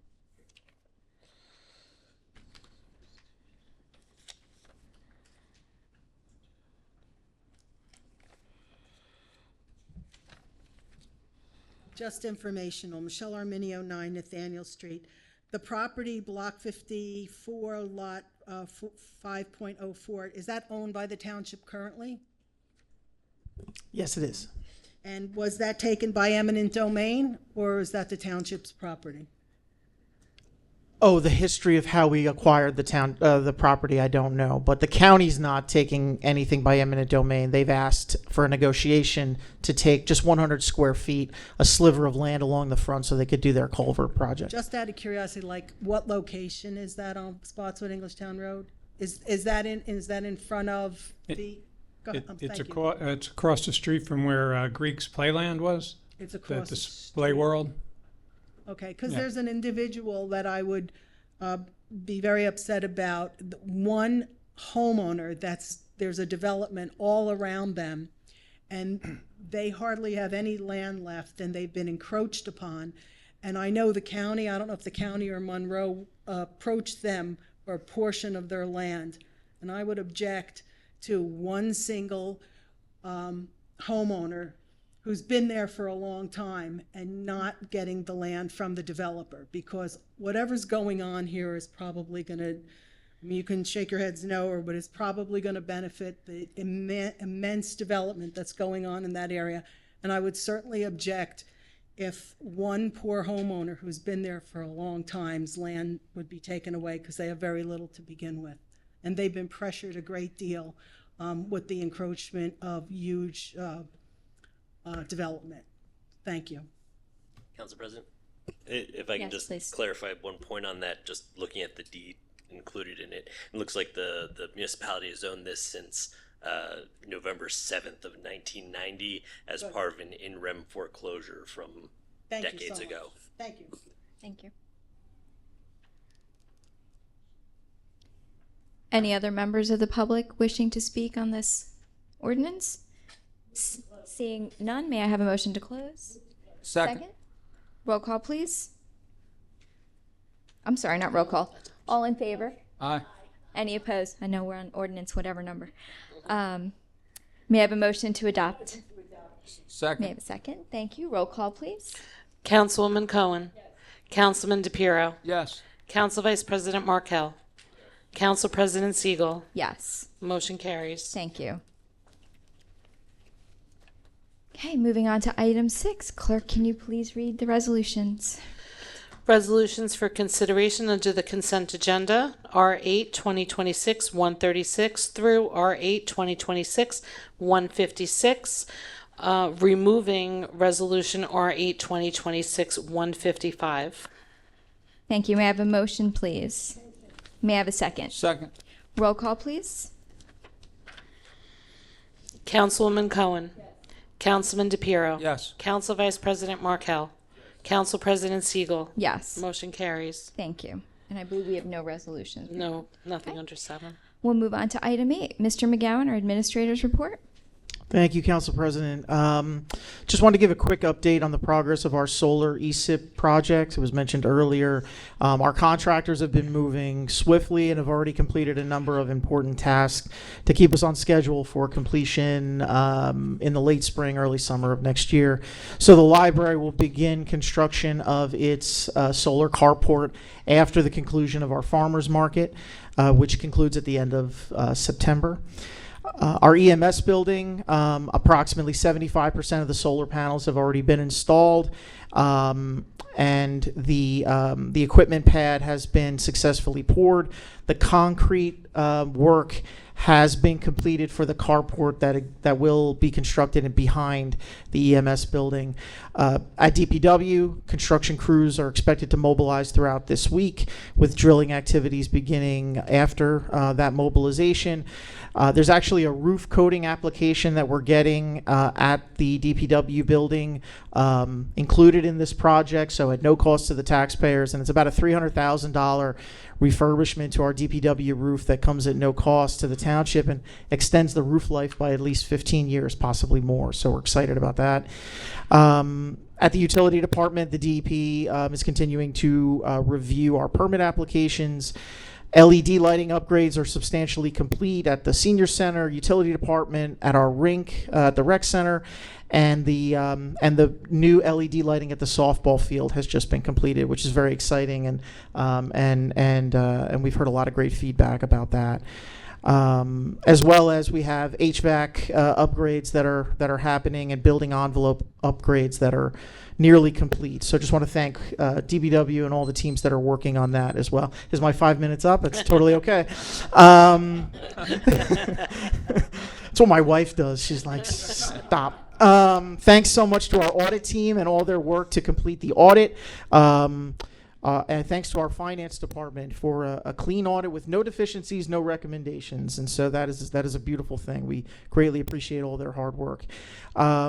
Just a couple of quick announcements. Our 250th fireworks celebration is rescheduled for Friday, August 28th.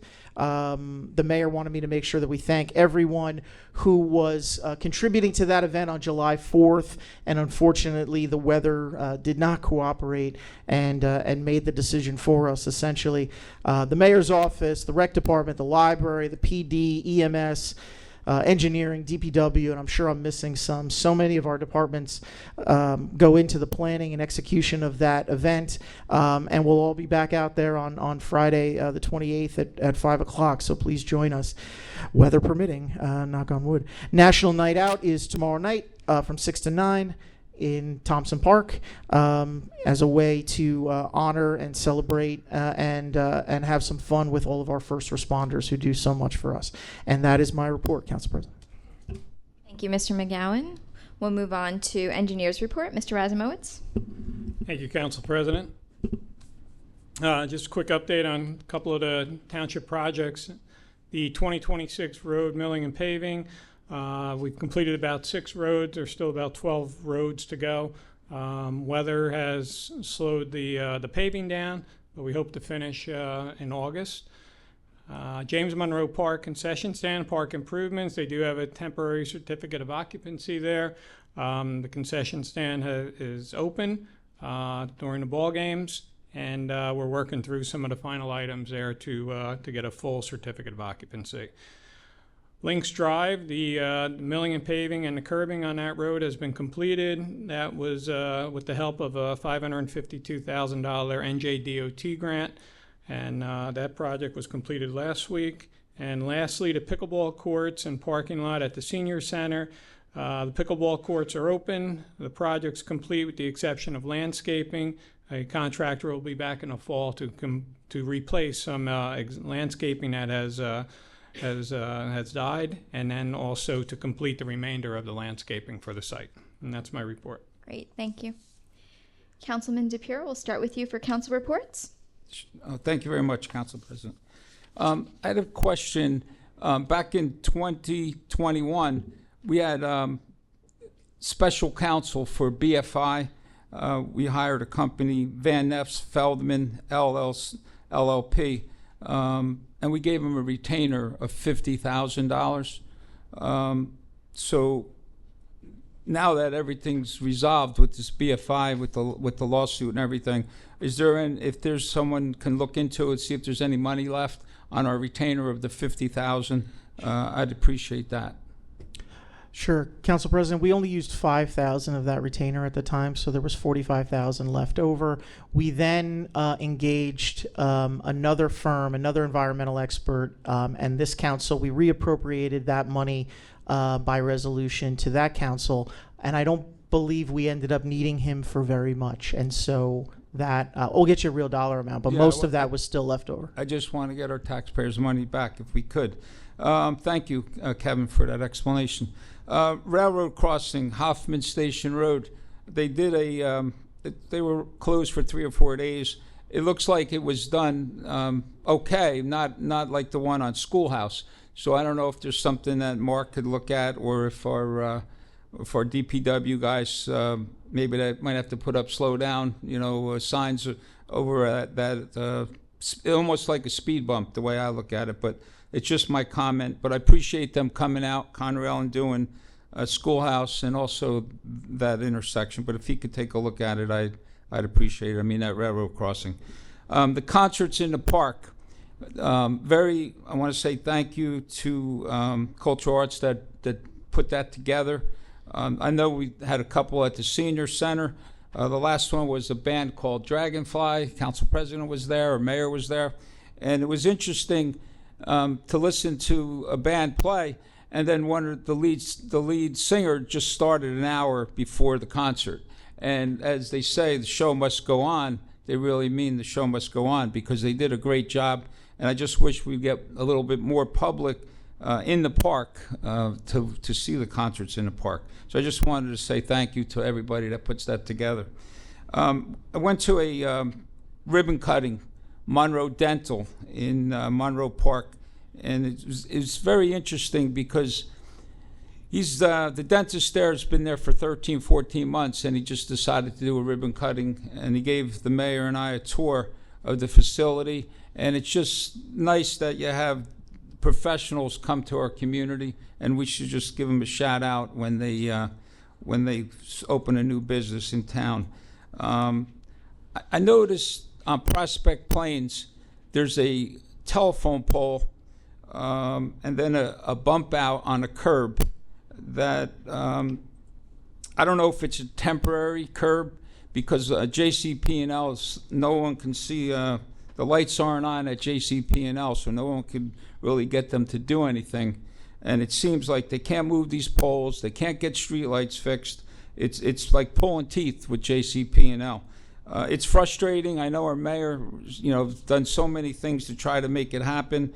And I think it starts even at the governor, because every town has the same problem with the utility companies. But on Prospect Plains, there's a small curb, and I'm just concerned that snow plowing for a good part of my life, putting a plow against that curb it's an accident waiting to happen. I don't think an engineer would design that. I don't think an engineer would sign off on it, and I don't think we should accept it. So I pointed it out a couple times, but this time, before we do final paving, I like to see a better plan than having a bump out on that curb. I'm the Shade Tree Liaison for our Shade Tree Commission, which they work very hard. And I just wanted to ask if there's a way we can make the public more aware that to cut down trees, that you do need permits, and the process of going through to get the permit. It's not hard, but it's something that a lot of people are not aware. And going through the community, a lot of times people will say, I had no idea that I needed a permit. And if we could just make the public more aware, to please call, Pam, she's our secretary, and then Gary's our arbiter. He can come in, he can help them along the way, pay for the permits, or if they might not even need a permit, but we just need to get a better handle on getting the public notice out there. So if there's something we could do in Monroe News, our websites, stuff that we could do, and then also the dead trees hanging over these roads. It's scary. Lower Matchaponics. I could name so many roads. Primeville Road, Schoolhouse Road, Federal Road. Almost every road out there. If we can get these trees, the branches over the county roads, the town roads, the dead ones. We just had one fall on Schoolhouse Road not too long ago. It closed the road down. But I think that's something that we could do now before the storms keep coming and the trees keep falling. Also, Mark mentioned before about the Stone Museum. The owner, Drake Spiro, was there for a long, long time. It almost hurts me to ask this, but because I remember him very well. He was a great public asset, in my opinion. He was a good businessman. He was good to our community, helping the handicapped children. He did a lot for our community. But the county still has road signs up that say Stone Museum, and there is no Stone Museum anymore. They're on Matchaponics, they're on Spotswood, Englishtown. It's going to be a hard pill to swallow when you drive by there and we see a development. And I know, Mr. Spiro, from looking down, he's going to be really hurt when he sees it. But if we can let the county know to please remove those signs, I'd appreciate it. And then also, I'd like to attend Saraville MTUA. I know Council President went one time. Kevin, you were there. We did that with Dave Samuels. I like to go see that lake with the water on their facility with the solar.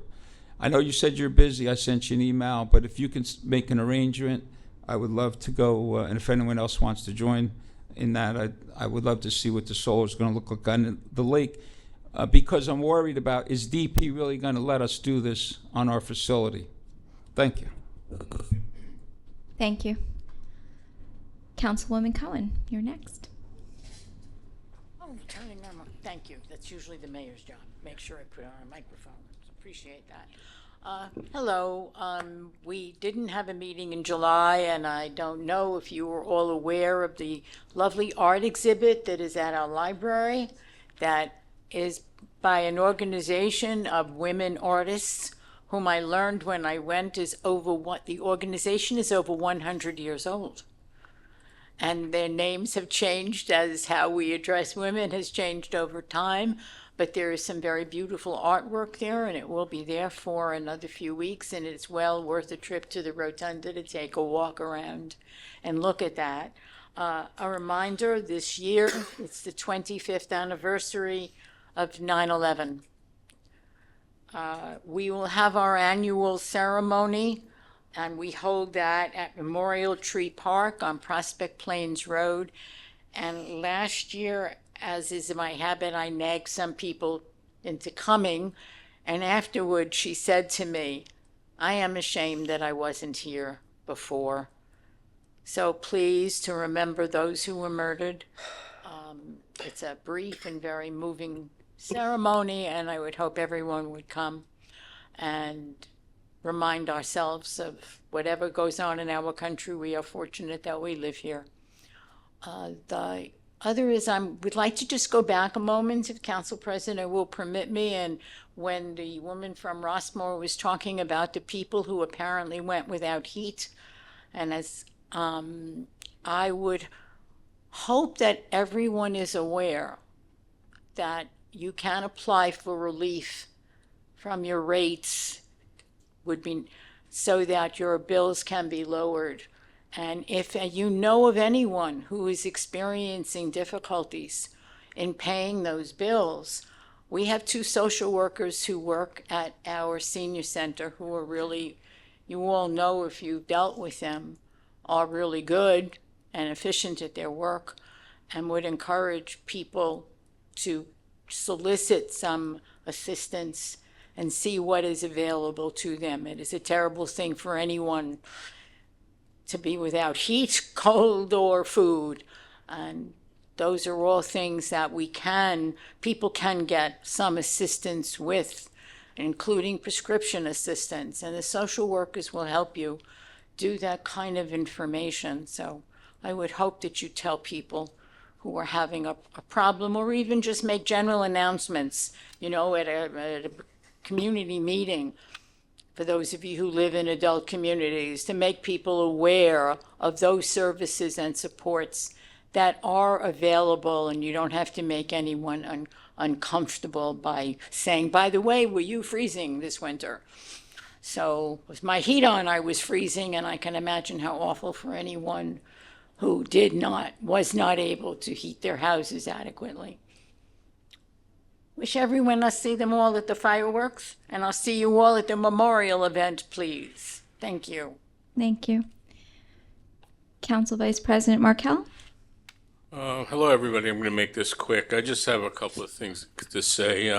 As far as the, on August 24th at the Senior Center at 10:30 in the morning, JCP&L will be there for kind of a seminar on how to help you lower your heat. So make a note, the Senior Center, 10:30 on August 24th. They're going to give pointers on how to not lower your heat, lower your electric bill, I'm sorry. Everybody knows how to lower their heat, I guess. It's pretty easy. The other thing I want to say, on September 23rd, we're having a Taste of Monroe at the Senior Center, and what we do is we have various restaurants bring their sample food, and all you have to do is bring a can of something to donate to the Betty Snyder Food Pantry, which is one of the best food pantries in Middlesex County right now. I wasn't going to really mention anything about trees, but I was called by one of our residents in Clearbrook who was very upset that she couldn't cut down a tree in her backyard. So I went over there. She asked me what she could do about it. She got denied by the town. So she said the town is very uncooperative. So I went over there and I looked at the tree just to give you a brief summary of what it was all about. And there was a simple solution, relatively simple solution to her problem without cutting down this beautiful tree, which our arborist actually told her how to do it, which unfortunately, I don't know if she's willing to do it. I'm not going to get into the details. But sometimes it's not always to cut down a tree. There are other solutions to some problems to cut down a beautiful living tree. I also just want to congratulate the new recruits we have. It's amazing how they look like wrestlers. I actually wrestled in high school. I don't want to tell you what my record was, but I did do it. But anyway, everybody have a good rest of the summer, and we'll see you at our 4th of July in August celebration, and hopefully at the 9/11 celebration. Have a good rest of the summer. Thank you. I have a few updates I'd like to share. So our Cultural Arts Commission, they've been busy with the free concerts this summer, but we also, something to put on your calendar this fall, they're going to be hosting a free fall concert at Dye Farm on September 17th with the rain date of September 24th from 5 to 6:30. There'll be food trucks and there'll be an opportunity to walk around the historic site if you haven't had an opportunity to. We will have overflow parking at the senior center and shuttle buses, and you do need to bring a chair. So it is beautiful there. Come join us for the concert. And in addition to the new business that Councilman DePiero mentioned, Monroe Dental, we also had another ribbon cutting this month for Petal and Pine Farm off of Mount Road. And I went there this weekend. It's lovely, beautiful flowers, lots of family activities, animal farm, mini golf. So go check it out. It's beautiful over there. They even had Christmas in July this past weekend. And, once again, always support our farms if you can. There's so many farms, lots of great produce. You don't have to run to the grocery store. Sorry? Yeah, you can go get lettuce from the farms and you know where it's coming from. So support our local farms for all their great offerings. And thank you. And we'll move on to public comments, 5 minutes per speaker. May I have a motion to open, please? May I have a second? Second. All in favor? Aye. Any opposed? Thank you. Public comments is open. 5 minutes per speaker. Please state your name and address for the record.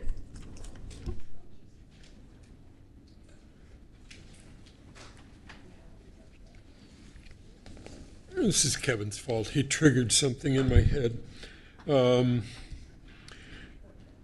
At the intersection of Mounts Mill and Buckaloo, there's that property there that the town has. The house has been torn down.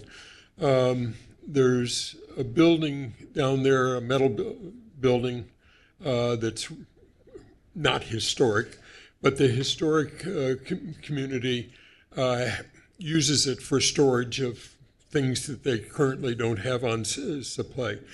It needs the roof painted, so badly. The first building that you come to, the roof has collapsed on that. That's a very old historic building, and it was a shingled roof, and it's collapsing. Probably we're going to have to demo that building. But the building, if we would preserve the roof of that with a painting, can last for another probably 10 years or more and be good storage for the historic community. So if someone could look in to see what the opportunity is there,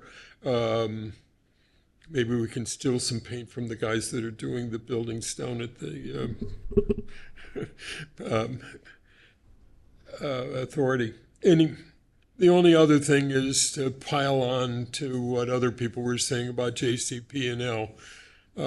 They're just holding up so many projects in the town, and whatever pressure we can figure out how to pull on them. The intersection of Applegarth and Prospect Plains is held up by JCP&L, as are several other projects around the town. And it costs money to have police there for extended periods of time, and it's just an invitation for serious accidents. So it's not simply an inconvenience, it's a risk to the community. So whatever else we can do to put pressure on them, let's keep it up. Council President, just regarding the barn on Mounts Mills and Buccaloo, actually I was out there today. I was in the barn. The barn roof doesn't leak. It was pouring rain, but we are looking at demolishing the I'll call it where the lean-to portion next to the barn. We were looking at it for structurally. The concern is right now we need to do some temporary support of the barn wall before we take down the building next to it that it's leaning on, essentially. So we are looking at that. I don't have any dates yet when we'll be out to bid for the demolition and the support of the barn, but we are working on it. Great, thank you.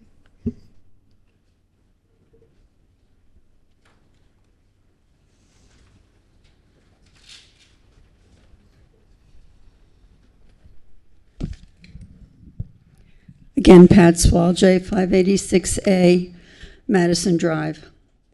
I want to thank you for the changes to our zoning code, but I want to also say that that job is not finished.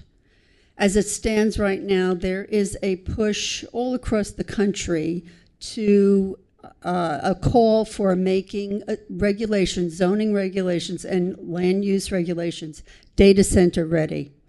Right now, we have few to none regulations on this industry that also comes with dangerous impacts.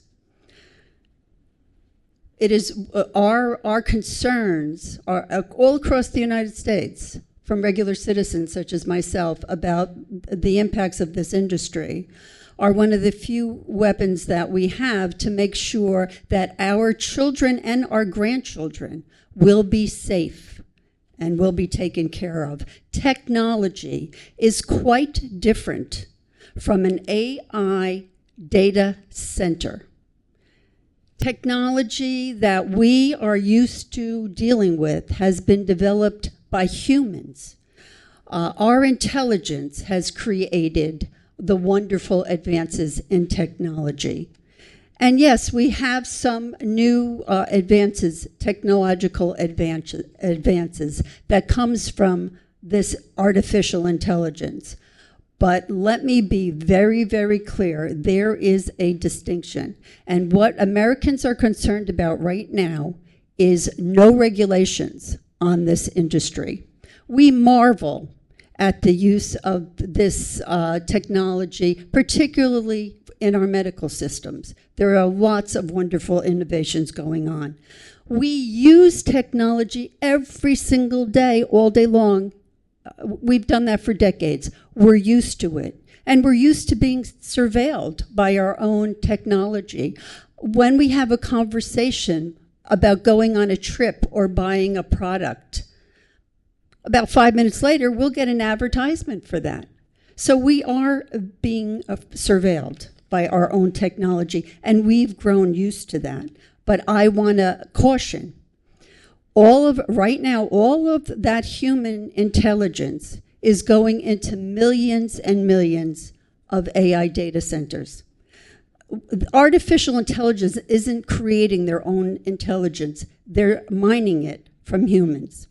We don't have a copyright on personal photographs, on artwork of our school children, on the photographs of our grandchildren or children. We don't have a copyright on our computer searches, our TV viewing, our conversations, or our telephone calls. Our human intelligence is being processed into the artificial intelligence.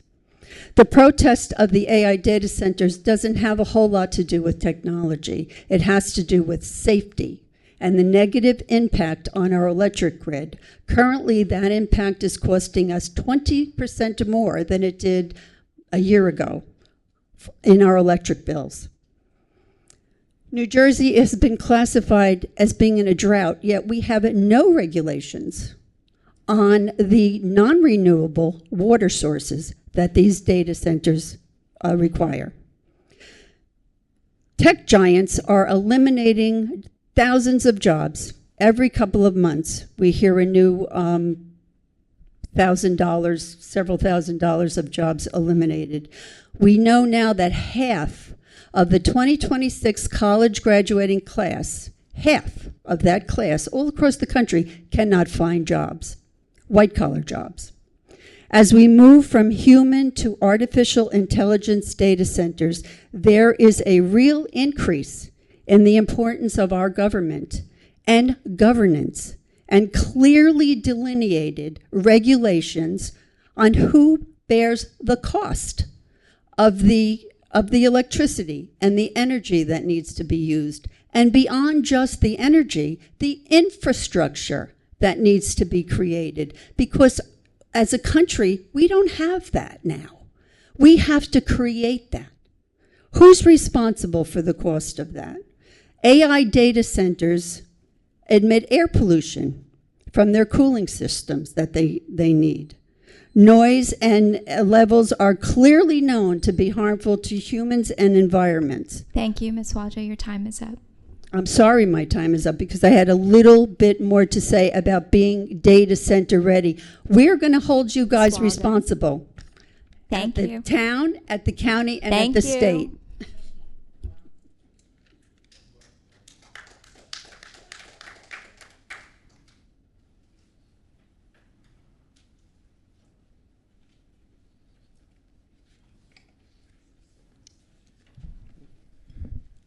Good evening, everybody. My name is Todd Grossman. I live at 16 Elmer Ave. I just wanted to talk about what Councilman DePiero talked about with the Shade Tree Commission. We just got to get the word out a little bit more about the permit-wise, how to get a permit, and just stuff like that. It's amazing that a lot of people don't know. They just chop down trees, and obviously that's not the way to do it. So, as Councilman DePiero said, if there's any other way, we can get the word. And we're also going to be at the National Night Out tomorrow, so we encourage all the residents to come and talk to us. We have applications, so. I'm Carol Singer, 15 Dorchester Drive. I've been putting notices on Nextdoor about the shade tree, what's required. I think it'd be good to print out flyers and leave them at the desks of all the 55 communities. I just did it with the recycling. I put a whole bunch of booklets by our concierge. And yes, many of my friends do not know about needing a permit to cut down a tree. So that's important. Education on this is very important. Thank you. Thank you.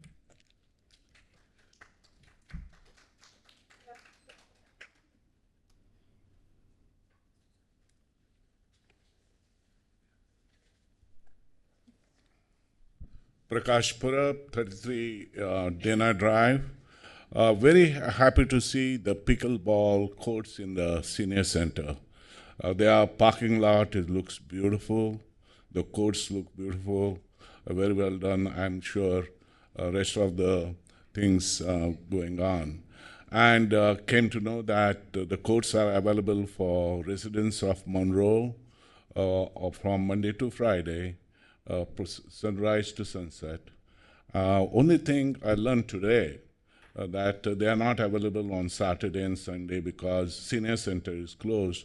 My request is reconsider that because we have, fire district there, and our police are all over, so security will be there. So please reconsider whether they will be open for public on Saturday and Sunday, because most of the people work late and they love to play.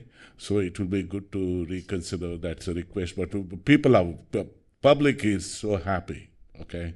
That is a positive. And I got comments that Prakash, Saturday, Sunday, if it is made available. So, yeah. So, Council President, so the courts are available on Saturday and Sunday. I think the confusion might be that if the senior center is not open, then someone using the courts, there's no restroom to use, but you can still certainly use the courts. I called this morning, and the reception said Saturday, Sunday, it is closed. So I think communication we can do. Fair enough. So thank you. Yeah, I think there's a miscommunication there, but fair enough. Yep. But thank you for that. I will announce tomorrow, so it will be very positive note. Another important thing going on for last 1 year and more. We get warranty letters in the mail. Your house, this thing is expired. You should act. And they are in different colors. And you get your car, this thing is expiring. You have to act by next Wednesday. So what is happening, solicitation, whatever it is called, salesmanship is going on throughout New Jersey, or I don't know. It is all over the place. I'm going to send copy to you tomorrow. I'm going to write to Senator Greenstein, because governor already passed a resolution about saying that, how the food pricing, they are manipulating and all. Here they're stealing our poor senior citizens. They're stealing the innocents. And this is a business going on indirectly, so want to act on that. I'll be sending a copy, so you all come to know at least 2 letters I kept in last 15 days. My son is in New York. He got a copy. So it is all over the place. So we have to act. Now, talking about the AI, the elections are coming. The things will be moving on. So we had different leaps in our United States. Aeroplanes came, cars came, so internet came. So those innovations always create, innovations when internet came, many people lost jobs, but the productivity went on and we learned, adapted to it, and we prospered. Artificial intelligence has been there for ages. Now the term is there. Now the aeroplane flies by itself. When it monitors the pressure, it flies. I worked on tablet machines. When I was in pharmaceutical research, we manufacture 3,000 tablets every 2 minutes. The machine adapts to itself. That is, our children are going to learn, be better mathematicians, better scientists. Only thing is how we can use it to solve the problems of the society in positive way. So I agree with the concerns, this monster is out, how we can control. The evil people will use it for bad purpose. How we can stop those evil people. Using this artificial intelligence, we can stop those evil, okay? And use it for positivity. So that is my request. There is a lot of opportunity. Otherwise I tell you, if we, America, don't adopt it, China will move forward, India will move forward, other European countries will move forward, and we will miss. America is always front in technology. Today, President Trump said $200 billion investment will go to the private, not to the universities. We have to be careful. Thank you. Thank you.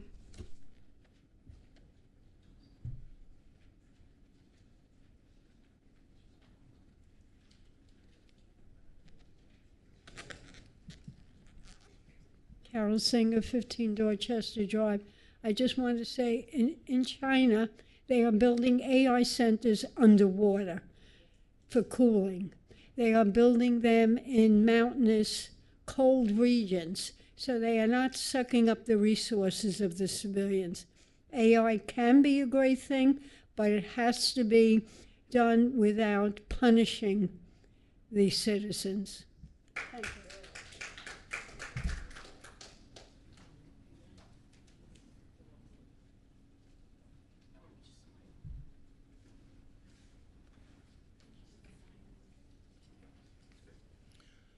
Alan Moraine, 64 Starlight Drive. I am impressed over the knowledge of the council people and the department heads. I don't know what your salaries are. I know you're not getting rich out of it. You put so much time and effort into it. You've had the answers to the questions that have been asked, and you put up with a lot of complaints. You do what you can. I know Councilman Markle went to look at a tree that a citizen had a concern about, and I'm sure that everyone here has those chores to deal with people that have legitimate concerns, and I think that you're all underappreciated.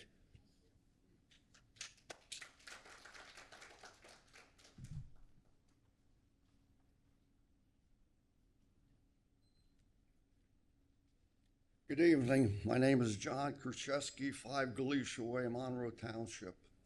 I met with the mayor last year in regards to the landfill, our street. The mayor was supposed to have another meeting with me. I've been coming up here asking about a meeting with him, having him call me. He's yet to call me. I know he's not here, so that's okay. I'm going to go on with my issues. John, use your mic. Pardon? The mic. Get closer. We want to hear you.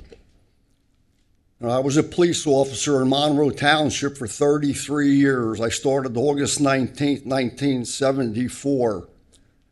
I know about the landfill. I stopped the tankers coming out of there. I asked for the bill of lading. They gave it to me. It said water. I was a patrolman.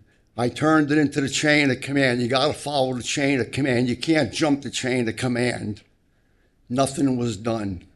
Then all of a sudden, years later, the chief of police, Garvey, calls us all upstairs for a meeting. They're dumping poison chemicals in the landfill.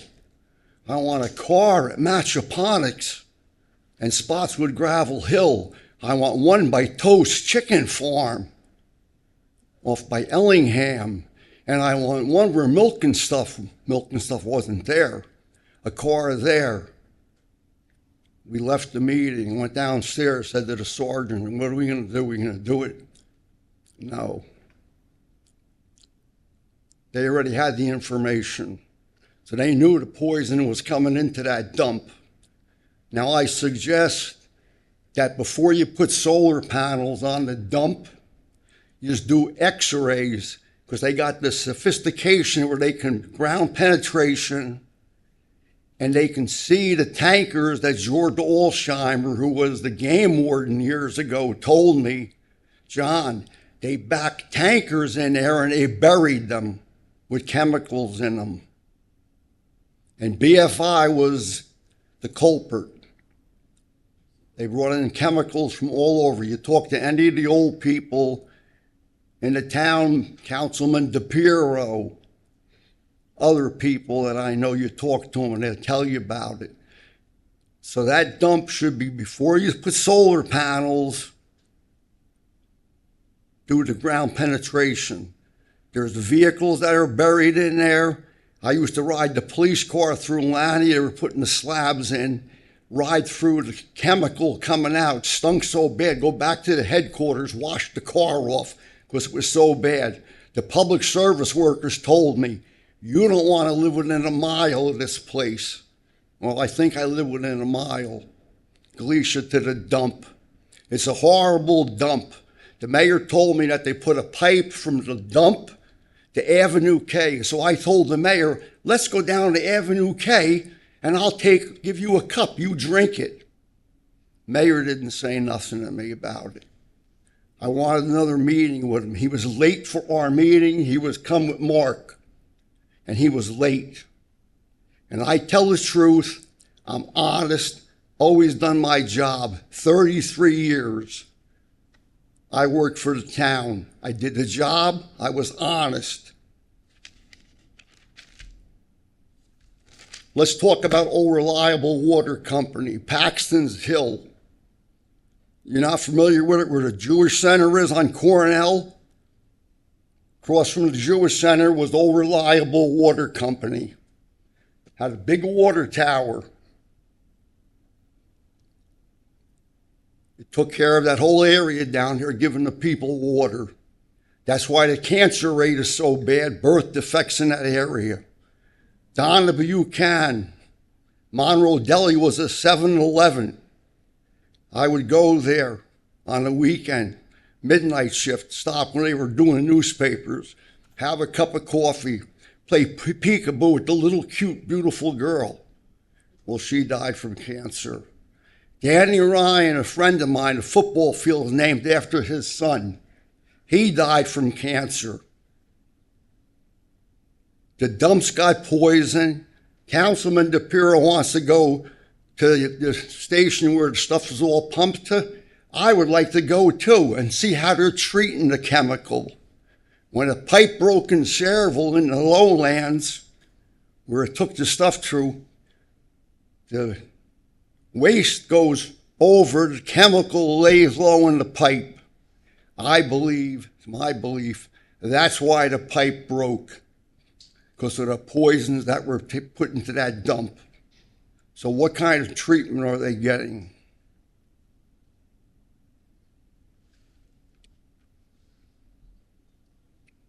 And another thing, money leaves towns through two ways that I know. Sir, your time is up. Thank you for your comments. My time is up. Thank you. Thank you. If anybody wants to talk to me when I leave, feel free to talk to me.